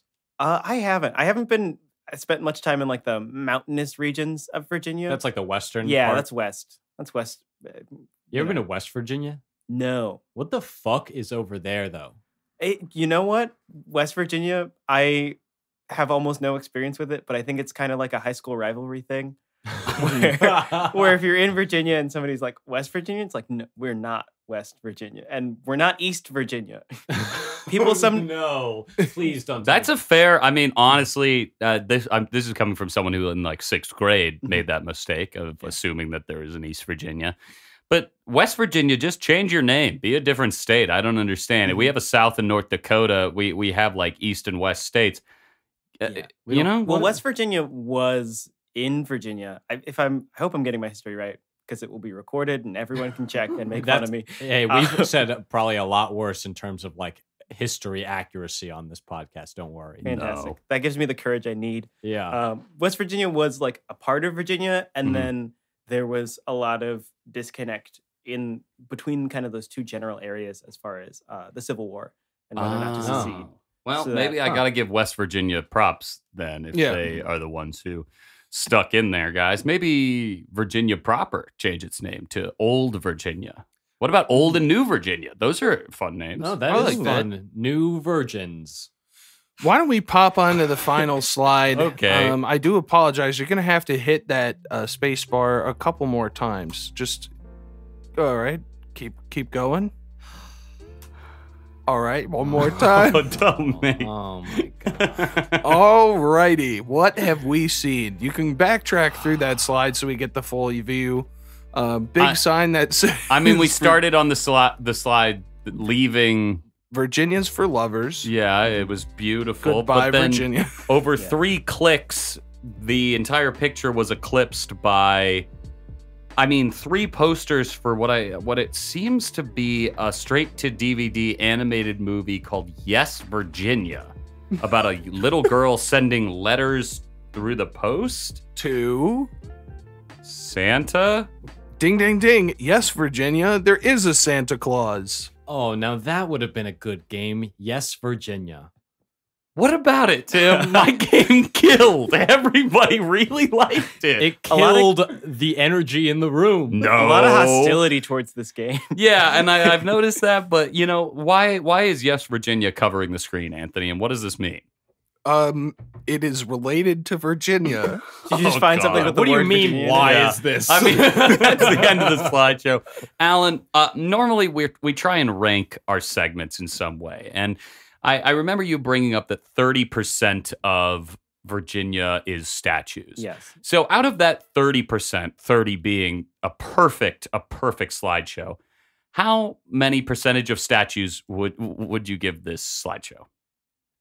This slideshow, I'm gonna give this like a solid 24%. Whoa! Wow. That's a good percentage. That's What, actually pretty high. Yeah, I feel like it covered a lot of different things. I feel like it got into the history and addressed it in a mindful way, and then let us see some natural beauty of Virginia. Maybe the first time Anthony has been described as mindful in his entire life. So I was wondering, is there anything that really speaks to you that I left out? I'm trying to think. I guess just I don't know. I guess I associate DC a lot with Virginia. Sure. I know it's kind of its own deal, but I feel ownership over it, and I'm not going to give it over to Maryland. Fucking Maryland. I think that's fair. Obviously, it's come up. It seems like you hate Marylanders. Oh, does it seem that way? I want to make it abundantly clear. Have you done a Maryland episode yet? No, No, not we yet. have not yet. When you find that person, like, forward me their email, and I'm going to schedule a fight with them. And I'm sure they'll email right back with like, "Yeah, I'll meet you outside as soon as possible. I'm a piece of shit." Obviously, not going in with the right clear head for the Maryland episode in the future, but yeah, we debated amongst ourselves whether to include DC along with this episode or to do it as its own special. And I guess now that we're coming towards the end of the episode, we don't have to spoil it. Look for DC in the future, listeners. Oh, okay. The future. I mean, yeah. Yeah. 2020. Okay, wow. I need to get a The hold on year this is fucking 2040. podcast. Yeah, take it over, dude. I need to grab the reins. What's going on? Okay, so that was a great site segment, Anthony. Great job. So I'm going to move us out of the site segment and into the taste segment, which again is another one of the segments that the Elder Statesman is permanently in charge of. And for all of you, I have prepared a delicious treat. It is called Brunswick stew. Now this is no ordinary stew. This is a stew that it's probably one of the most delicious stews I've ever tasted. And Stop. Okay, sorry, Stu. Do you know anything about Brunswick stew? Oh, yes, I do. From every trip to my grandmother's house. Oh my fucking god! Yeah, you nailed it. Oh fuck yeah! Okay, so do you know what is in a Brunswick stew? I mean, You could probably pick some of the things out in Yeah. the bowl. I mean, like beans, corn, chicken, like shredded. I don't know. I've never like seen the process of it being made. I've just shown up at my grandmother's house, and at some point she like disappears for a brief period of time, and then reappears and has Brunswick stew, which is always a delight for me. You brought this out, and I was so excited. Oh, Nice wow. job, Tim. Yes. Okay, so what Brunswick stew is, it really is just like a conglomeration of a bunch of shit that you throw together in a pot. So what I first did was I put some onions and some butter and some garlic in there, and I, stirred it up in there for 5 minutes.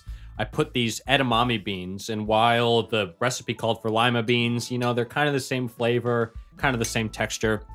So I used those instead. And then I threw some corn, some pulled pork, some cooked chicken, and then seasoned it with a couple of different seasonings, including cinnamon and cayenne and salt, pepper. Now, did you season to taste on this? In fact, the recipe that I used didn't call for cinnamon. Wow. Or cayenne. And I feel like those two You went additions... rogue. You're a maverick. I'm a maverick in some ways, and I feel like those two additions really enhance the flavor overall. What do you guys think? Does this kind of match up to your grandmother's recipe? Yeah, this is honestly pretty close. The cinnamon, I think, was what was sticking out to me as like a difference. Yeah. But yeah, I don't mind it. I think it's a welcome addition. But I yeah, mean, this is going great. I'm shocked. This is delicious. This tastes like the kind of thing that on like a snowy day you can eat and will warm every inch of your body. Like just talking on the mic between bites, I'm having trouble pronouncing my words because of how much I am salivating. My mouth is just making spit because it knows that I got to break down this heavy fucking stew, put it in my belly. Yeah. This is like a classic, like Christmas at Grandma's kind of deal. Oh, hell yeah. Oh, Christmas at Grandma's. Anthony, what are you thinking? You're going to burp up a storm over there. This is a knockout. This is an absolute banger. I love this. I could eat several bowls of this. Yes. I am just in love with this dish. You really crushed it. It's so flavorful.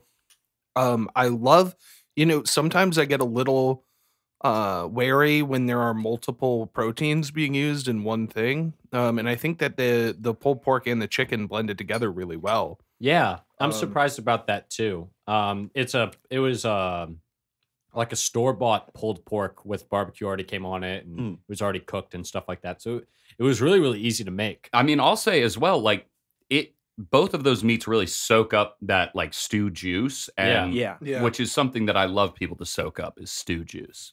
Oh, But God, I think stew. specifically You like can't ruin this. Stewart. Oh my goodness. I think this is just a particularly delicious dish, and it definitely feels old timey. This does feel like something that people in like, excuse me, I'm so sorry. Anthony's been burping off mic. I do it right into it. I don't lie to the listeners. But this does taste like something that like you would eat in the 1700s. Like it's just a couple of basic ingredients cooked for the right amount of time. You make a lot of it at once, and you can eat it constantly. Stick to your ribs. Oh, well, all right. So besides Brunswick stew, Alan, what is like another like very Virginia cuisine or like piece of food or what have you? Yeah. So again, kind of getting into that like Southern thing. So some of those like Southern staples fit into Virginia foods and stuff like fried chicken. I mean, as like a classic. I feel like just a lot of,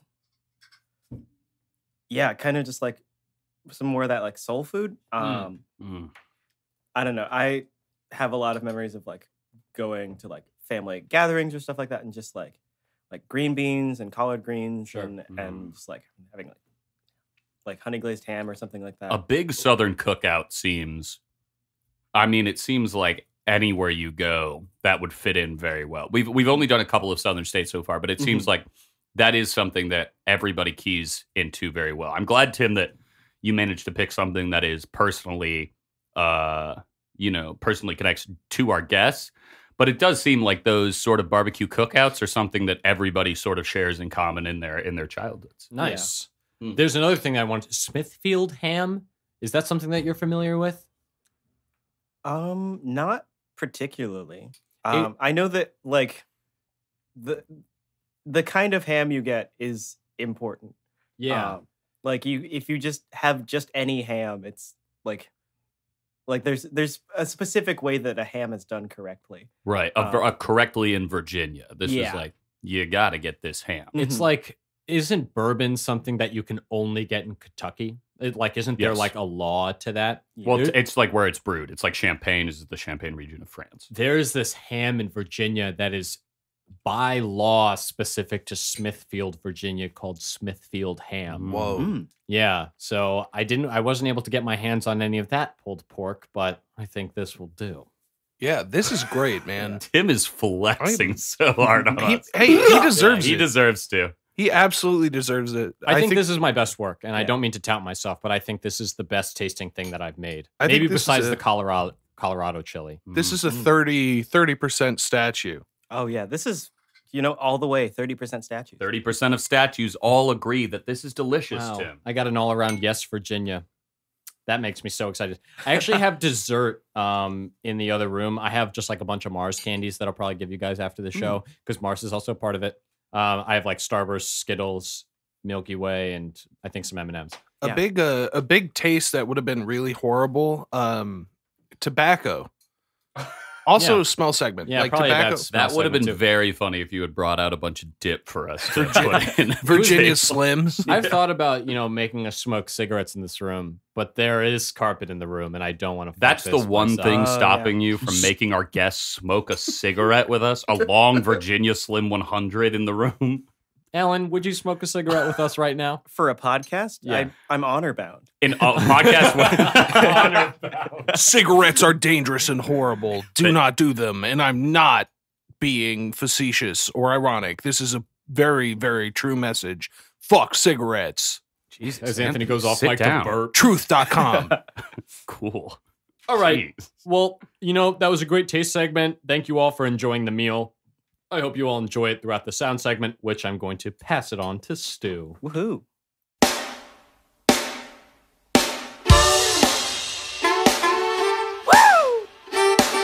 It's all happening. We're all here together. Cookout in Virginia, and Grandma made fell a over. stew. Obviously, that is Dave Matthews Band, Ants Marching. A goddamn classic. There are people who hate Dave. There are people who love Dave. I think if you contextualize Dave Matthews within just being like kind of a sound of the 90s, he's great. Yeah. And I think the band is fun. Obviously, they formed in Charlottesville in the early 90s. Dave is originally from South Africa, but the band all came together with mostly Charlottesville natives while he was working as a bar back there. Just something I want to tell you guys about. Dave Matthews Band had 7 consecutive #1 albums. Now, I want to go around the table and let you guys guess when the last of those 7 was released. Like, what year? Am I starting? Yeah. Oh, you're starting, Alan. Yeah. What is this like? Is this like Price is Right rules you can't go over? No, because I feel like that's tough with years. So just try and get as close as you can. My heart tells me 2018. Wow, I okay. know that's Wow. false. Last year. Gotcha. So I will, I'll go 04. 04. Wow, Okay. okay. Anthony? 2011. 2011, okay. Yeah, I'm Tim? going to go after the end of the world. So 2013. Alan, you should have stuck with your heart. It was last year they released Really? their last Wow. #1 album. Yes. I thought that What? was Number way one too seller? ambitious. Yes. Wow. They have, since their first #1 album, they've all been #1 hits. Because Dave Matthews Band has a massive following around America and the world. Like, they are an internationally very popular band. People, they have like a 3-night stand at SPAC, Saratoga Performing Arts Center, Mhm. in my hometown, and it is sold out every single day, every single weekend. Wow. People come up from New York City to go see Dave Matthews at SPAC. That It's a sounds big- kind of that's fun. I'm It not is gonna lie. not, dude. Really? I've been to multiple ones of those shows. I despise Dave Matthews Band. I don't fault people for liking them, Mhm. but I met so many assholes who love their music. Yeah, it's a Rick and Morty problem, right? It's Oh, like the yeah. content itself is one thing, and the fan base has turned it into No, it's like if Rick and Morty were fucking bad and then people still thought it was great. I don't know, man. Ants marching. Ants Marching Crash? is one good song. Most of the there's some Crash. really there's some good musicianship. I hate his vocal performance on pretty much everything. I don't really care for him. I understand why people think he's like a cool and interesting guy, but I also just think he's like an annoying drunk when he performs. Well, I'm sorry. to get away from this negativity, Alan, Tim, what do you guys think of DMB? I'm not super familiar. I think I just know kind of the basics that everybody knows. The hits. Put on Ants Marching and I'll dance across a room. One of my friends is actually like very into Dave Matthews Band. Seems like everyone has a friend who's really into Dave Yeah. Matthews Band. I thought he was saying it as a bit, but when and I you found saw out his shirt. when I found out that it was real, he was trying to get in contact with the Dave Matthews Band fan club. I was like, oh, this is Well, that's serious real. for you. But he's honestly such a dedicated fan. It's kind of nice to see just someone really appreciate someone else's work. Good for him. Tim? My cousin John, shout out to you, John. I'm proud of you. It loves Dave Matthews Band, and he urges me to listen to it. And sorry, buddy, I haven't listened to it. Well, yet. 7 consecutive #1 albums can't be wrong. and one appearance on Statesman's holiday special. That's right. I forgot. He actually knocked on our door and walked right in. That was crazy. that was Well, I crazy. guess I wasn't there, huh? Everybody should listen to. No way. No fucking way Yeah, is he here hold again. on a second. Hold on. Hold on. Open the door. Who? Okay, hold on. Give me a Open the sec. door. No. No way. What? Dave Wallace! Dave! Hey! What's going on? He's brought in so many ants. All right, Dave, get the hell out of here. We got to finish this segment. All right. Okay. Wow. Well, that was a shock, I think, to everyone, and will, I think, live on in infamy as a really good. If you keep playing Dave Matthews Band, there's going to be one ant marching straight out of this room. You're an ant now? Ant. A-U-N-T. A-N-T. Ant. Oh, All right, what's It's the next on the beginning. list here, Oh, buddy? your name Anthony. begins with those Yeah, letters. yeah, Okay. yeah. okay. I guess we'll just move on. And as the skies turn gloomy, the night winds whisper to me, I'm lonesome as I can be. I go out walking after midnight. Guys, that is the memorable Patsy Cline. Of course, one of the most venerable vocalists of the 20th century. She died, much like many of the people we listen to, in a small aircraft crash in 1963. Again, stay out of those small planes, guys. Not going well if you're talented. She is from Winchester, Virginia, originally. She was one of the originators of that Nashville country sound that is sort of just associated with a lot of the South now. But so many musicians and vocalists today count her as one of their inspirations because of the way she used her voice and because of the way she transferred from pure country to a poppier sound and did it without having to sacrifice any of the musical intelligence behind it. Yeah, absolutely. And I did say ant marching because ant is the first section of my name. Oh and my I just God. want to clarify, Anthony. I was talking about myself. But I'll stick around and listen to some Patsy Cline. I really like her. Think she had some real hits, commanding performances. Not usually my genre, but definitely a performer I would enjoy. She definitely does look like an ant as well, but the one with a U. She has sort of that short bob and a smiley face, and she seems like a nice woman. Tim Allen. Oh, Do you, wow. do How you did guys that not feel happen about? until now? Yeah, I know it's Yeah, crazy. really. That was What do too you bad. guys feel about Patsy Cline? Anything at all?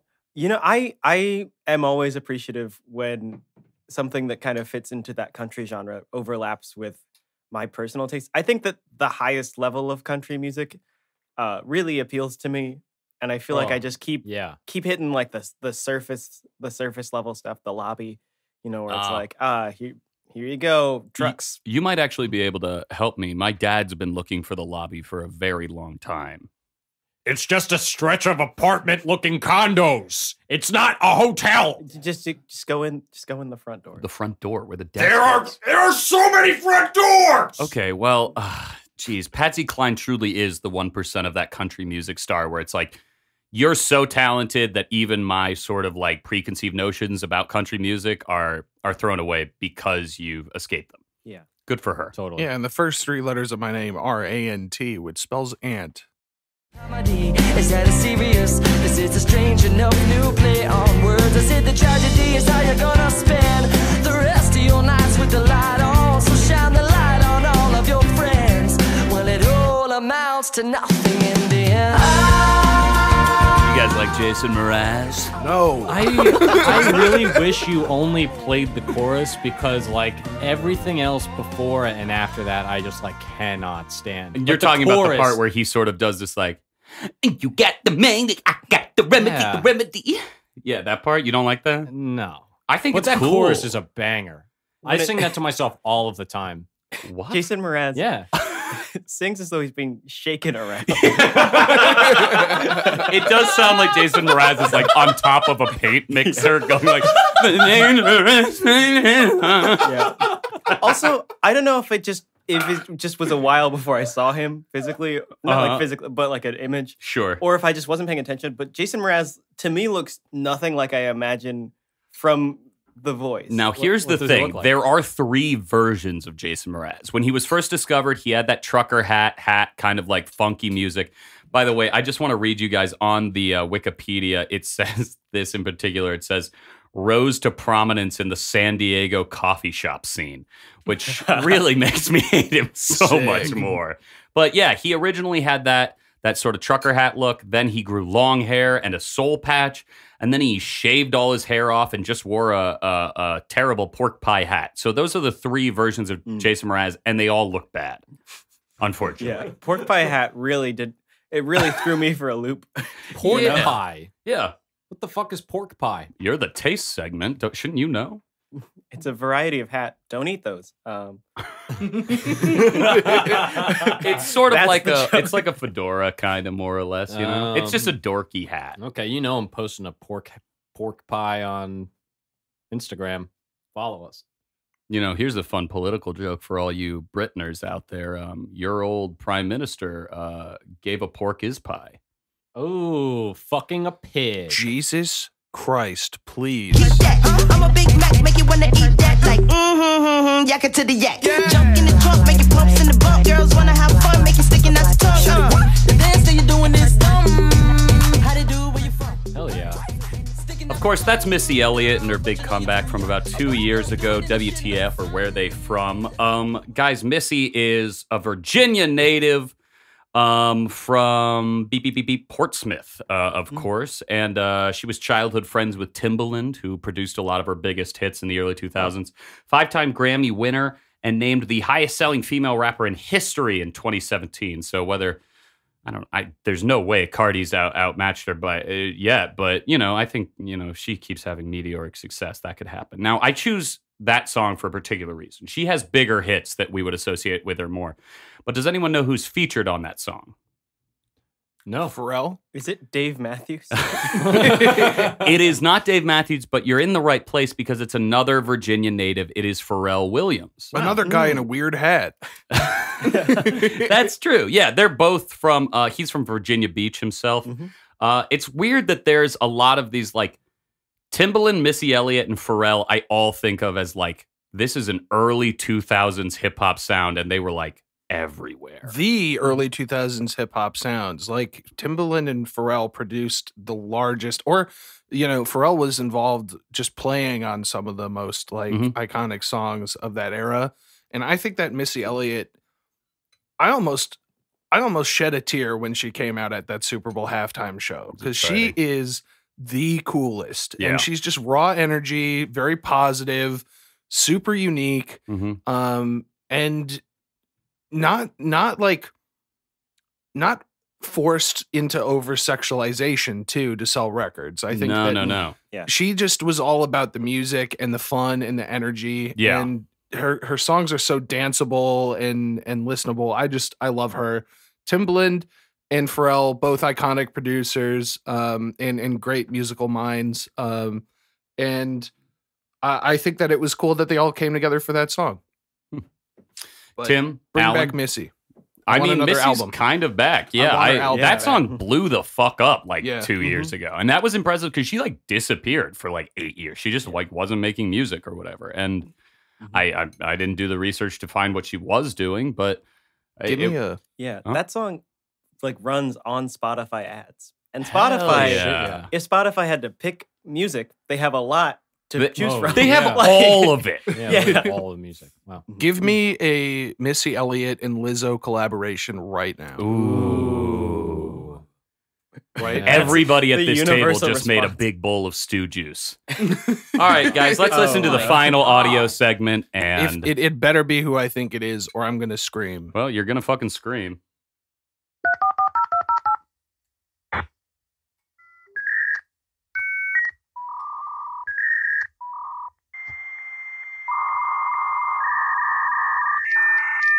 Oh man. I don't know if this is a shot in the dark, but is AOL founded in Virginia? Please turn this off. So many people have already deleted this episode. Yeah, and I it's a shame that my game might have made them run away before they get to hear me talk about the fact that 70% of America's internet traffic moves through Virginia. That's, I mean, guys, that's a huge. Loudoun County claims that 70% of the world's traffic moves through their server farms in particular. That's about 50 petabytes of data every day that moves through Ashburn specifically. Holy Wow. fuck. Yeah, so I just wanted to play you guys the noise of America Online logging you in through dial-up in the 90s to sort of really make you think about just how exciting the internet is and why Virginia is sometimes called the capital of the internet. Interesting. Yeah. Anthony, I think that so much of the internet traffic flows through there so that the NSA has a chance to monitor us. Yeah, fucking I mean, probably crazy ass not with freak. my fucking vicious ass VPN though, dude. Stay Hell away yeah. from my incognito searches. Alan, Yeah. I've just gone over 5 important sounds of Virginia. 5 that I thought jumped right out at me, but out of those 30% of statues, what would you rate me? And is there anything that I forgot? I feel like that hits the mark pretty much. You hit all the musicians that I knew of being from Virginia. Yeah, because Pharrell, for some reason, a lot of the people that I knew from Virginia had a lot of Pharrell-based pride, and not even like Despicable Me era Pharrell. They were like, have you guys heard Happy? This thing blows the damn doors off. Yeah, which I think we can all agree is like maybe not like Pharrell's personal peak. Yeah, I think in terms of popularity and making money, it's certainly the biggest he's ever been. But in terms of creativity, I don't think he's ever really escaped the late 90s, early 2000s. Yeah. Well, I mean, certainly physically, his face hasn't changed. I think since he first was birthed from the womb. Total vampire. Total vampire. Anthony, was there anyone I missed? You seem pissed. But I'm very mad at you. about what? There's a huge important musical duo that you've completely dropped off the face of the earth. Clips, Pusha T. Oh, Oh, yeah, damn. You didn't even just play any of his solo stuff. That's true. But I kind of wanted to spread it across genres as well. And I think including Dave Matthews Band, who's more important and more talented, was probably the right move. You couldn't have bumped Mraz Huh? for What? Malice. I'm sorry. And you included Pusha. the dial-up tone. Yeah, fuck you, man. What are you That talking was a about? questionable call. They literally have a song that goes, "I'm from Virginia." Like, you couldn't have played that. But that dial-up tone really let me talk about the 70% of worldwide internet traffic that moves through Loudoun County. Wow, that's a lot. That's like a bar trivia fact that somebody's gonna thank us for. Yeah, pretty cool. You should be karate chopped. We'll see. Well, I'm going to karate chop this segment because we're moving on to the next one, the final one, the one that we've all been waiting for. We now, in the Statesmen, like to wrap up the show asking ourselves how Virginia has touched our hearts. So we're going to go around in the circle, starting with Anthony, then to Alan, to Stuart, then to myself, and talk about how Virginia has touched our hearts. Anthony? Virginia has definitely touched my heart. I look down on its history, and I think it deserves that. It has an extremely problematic past of oppression that reaches into the more modern eras. There have been lots of poor choices and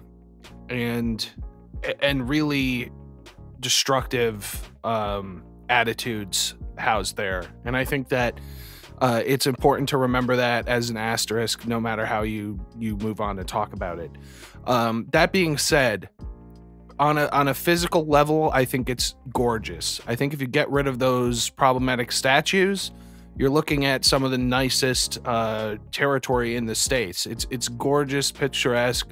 The cities are compact, but they're still inviting. They don't look too crammed, at least from the angles that we saw. There is definitely an overall quaintness to the state, too.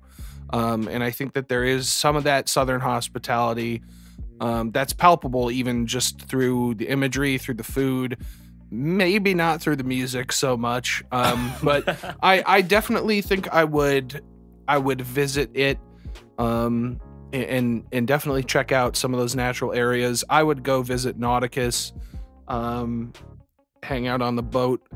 But, it has a dark past that it hasn't completely outgrown yet. And I think that it has a long way to go moving forward. Alan? Yeah, Virginia, of course, near and dear to my heart. A place that I spent more time than not. But I think there's so much just natural beauty to Virginia. I think that being in a place with such rich history is really fascinating and important, even if that history is not always a pleasant one or one of the best of what people can be. But I think that it shows a lot of kind of the potential for better or for worse. And I think that, of course, it's the thing of like, learn history or you're doomed to repeat it. But I think that having it really come to life in so many different ways with all the museums, places like Colonial Williamsburg, that's an experience that would be really difficult to have in any other way. I really value being able to see that. It's a lot of different people coming together as well.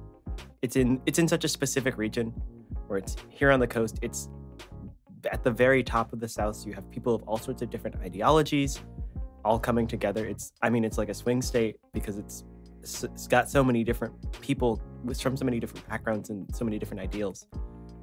So I think it's just a really interesting and fascinating place. I'll return to it someday, probably Christmas. Sounds like a good time. All right. Well, I think we did touch on a lot of pretty heavy subjects today that I think, they're tough to talk about sometimes, and I think it can suck some of the energy out of the room, especially for a podcast that is hosted by three, 20-something white kids. So I think, I would love to put my opinion out there just so everybody. What is that? Oh God, Dave. I'm trying to tell people how they should feel. Let me in, baby. Dave, I'm in the middle of the touch segment. Yeah. All right. Well, I guess I'll just leave it at that. Virginia has touched my heart in a few different ways. I've driven through Virginia. I have family in Virginia. And that's about all the connection that I have to Virginia, besides it being the nearly the inception point to this nation. Was I hard on it in the very beginning? I don't know. I don't know. But one question is left with me. For all of these states, I feel like I have always talked about, and maybe the rest of my junior statesmen have talked about, the love of nature that we have, that the United States has like a bountiful amount of nature despite, terrible atrocity in history. And Virginia is one of those places that does have beautiful, beautiful flora and fauna. So I wonder and ask you, Plato, thousands of years ago, what, I ask, is the word for love of nature? Because my closest word that I have to it would be eros, the love of fucking sex. Okay. If you have any questions or concerns about the great 50 states of the Statesman, reach out to us on Instagram and Facebook at Statesman Podcast, at Twitter at Statesman Pod, and by email at statesmanpodcast@gmail.com. We have a live show on April 14th at 7:30 p.m. at the Annoyance Theater, the main stage. Yeah, if baby. you want to see us basically train wreck, but in live show format, please come out. Tickets are $10, and you can find links all over our social media. I'm not even joking. We'll be there. All three of us. We'll be there. We'll be sitting in chairs, and you'll be able to yell at us as we do the podcast, just like you're doing into your phone right now about me talking over Tim's exit. I am not going to guarantee that Dave Matthews or Bart Simpson or Homer Simpson will be there, or Terry Bollea, but these are just some of the guests that might join us. Wow. A stellar cast. April 14th, the Annoyance Theater. You can visit our social media to buy tickets. Yep. All right, Alan Lucas, thank you so much for coming on the podcast. Yeah, thanks for having me. Fucking fantastic job. We had such a good time. I think maybe I'm speaking. It was a joy. Yeah. I had fun. I mean, I don't know, listener, if you're still in this thing, I hope you're having fun. Yeah. I mean, this is our longest episode yet with 2 hours and 3 minutes. Jesus and counting. Christ. Oh, wow. So Alan, you know, do you have anything going on in your life that you'd be willing to plug for us?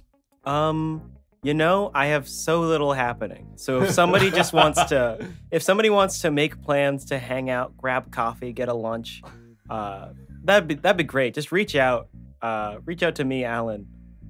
You'll know how to find me. Where can people find you on like social media and stuff? Yeah, I am on Facebook. That's where a lot of people reach out to me if you need a music director for various opportunities. I'm also a part of a couple different groups. The Windbreakers, which is the Windbreakers on like Facebook, Instagram. The Black Men from a Black Planet. Yeah, a lot of fun stuff. Yeah, I mean, if you have the opportunity, Alan is a singular voice in like the Chicago comedy. Like, I don't think there are a lot of people who perform in the same way that you do, and I always enjoy seeing it. So if you are in the Chicagoland area and like comedy that doesn't sound like everybody else's fucking comedy, go see Alan. And I also do just want to give him a solid plug as a music director. He's incredible. And I've seen him on the keys just this past weekend, and he crushed it. He really was an instrumental part of that show, literally and figuratively. Yeah, I've seen you. I've seen you playing the keys on a show, and it was pretty much the only thing that I was paying attention to. Like a good musical director does, outshines the cat. It was Yeah, awesome. you mean my concert with improvisers in the background? Yep, that's it. All right, well, on behalf of my junior statesman, Anthony Rossi, and Stuart Highcar, I'm your elder statesman, Tim Ferrari. State positive. ANT, baby. Hey, you examine.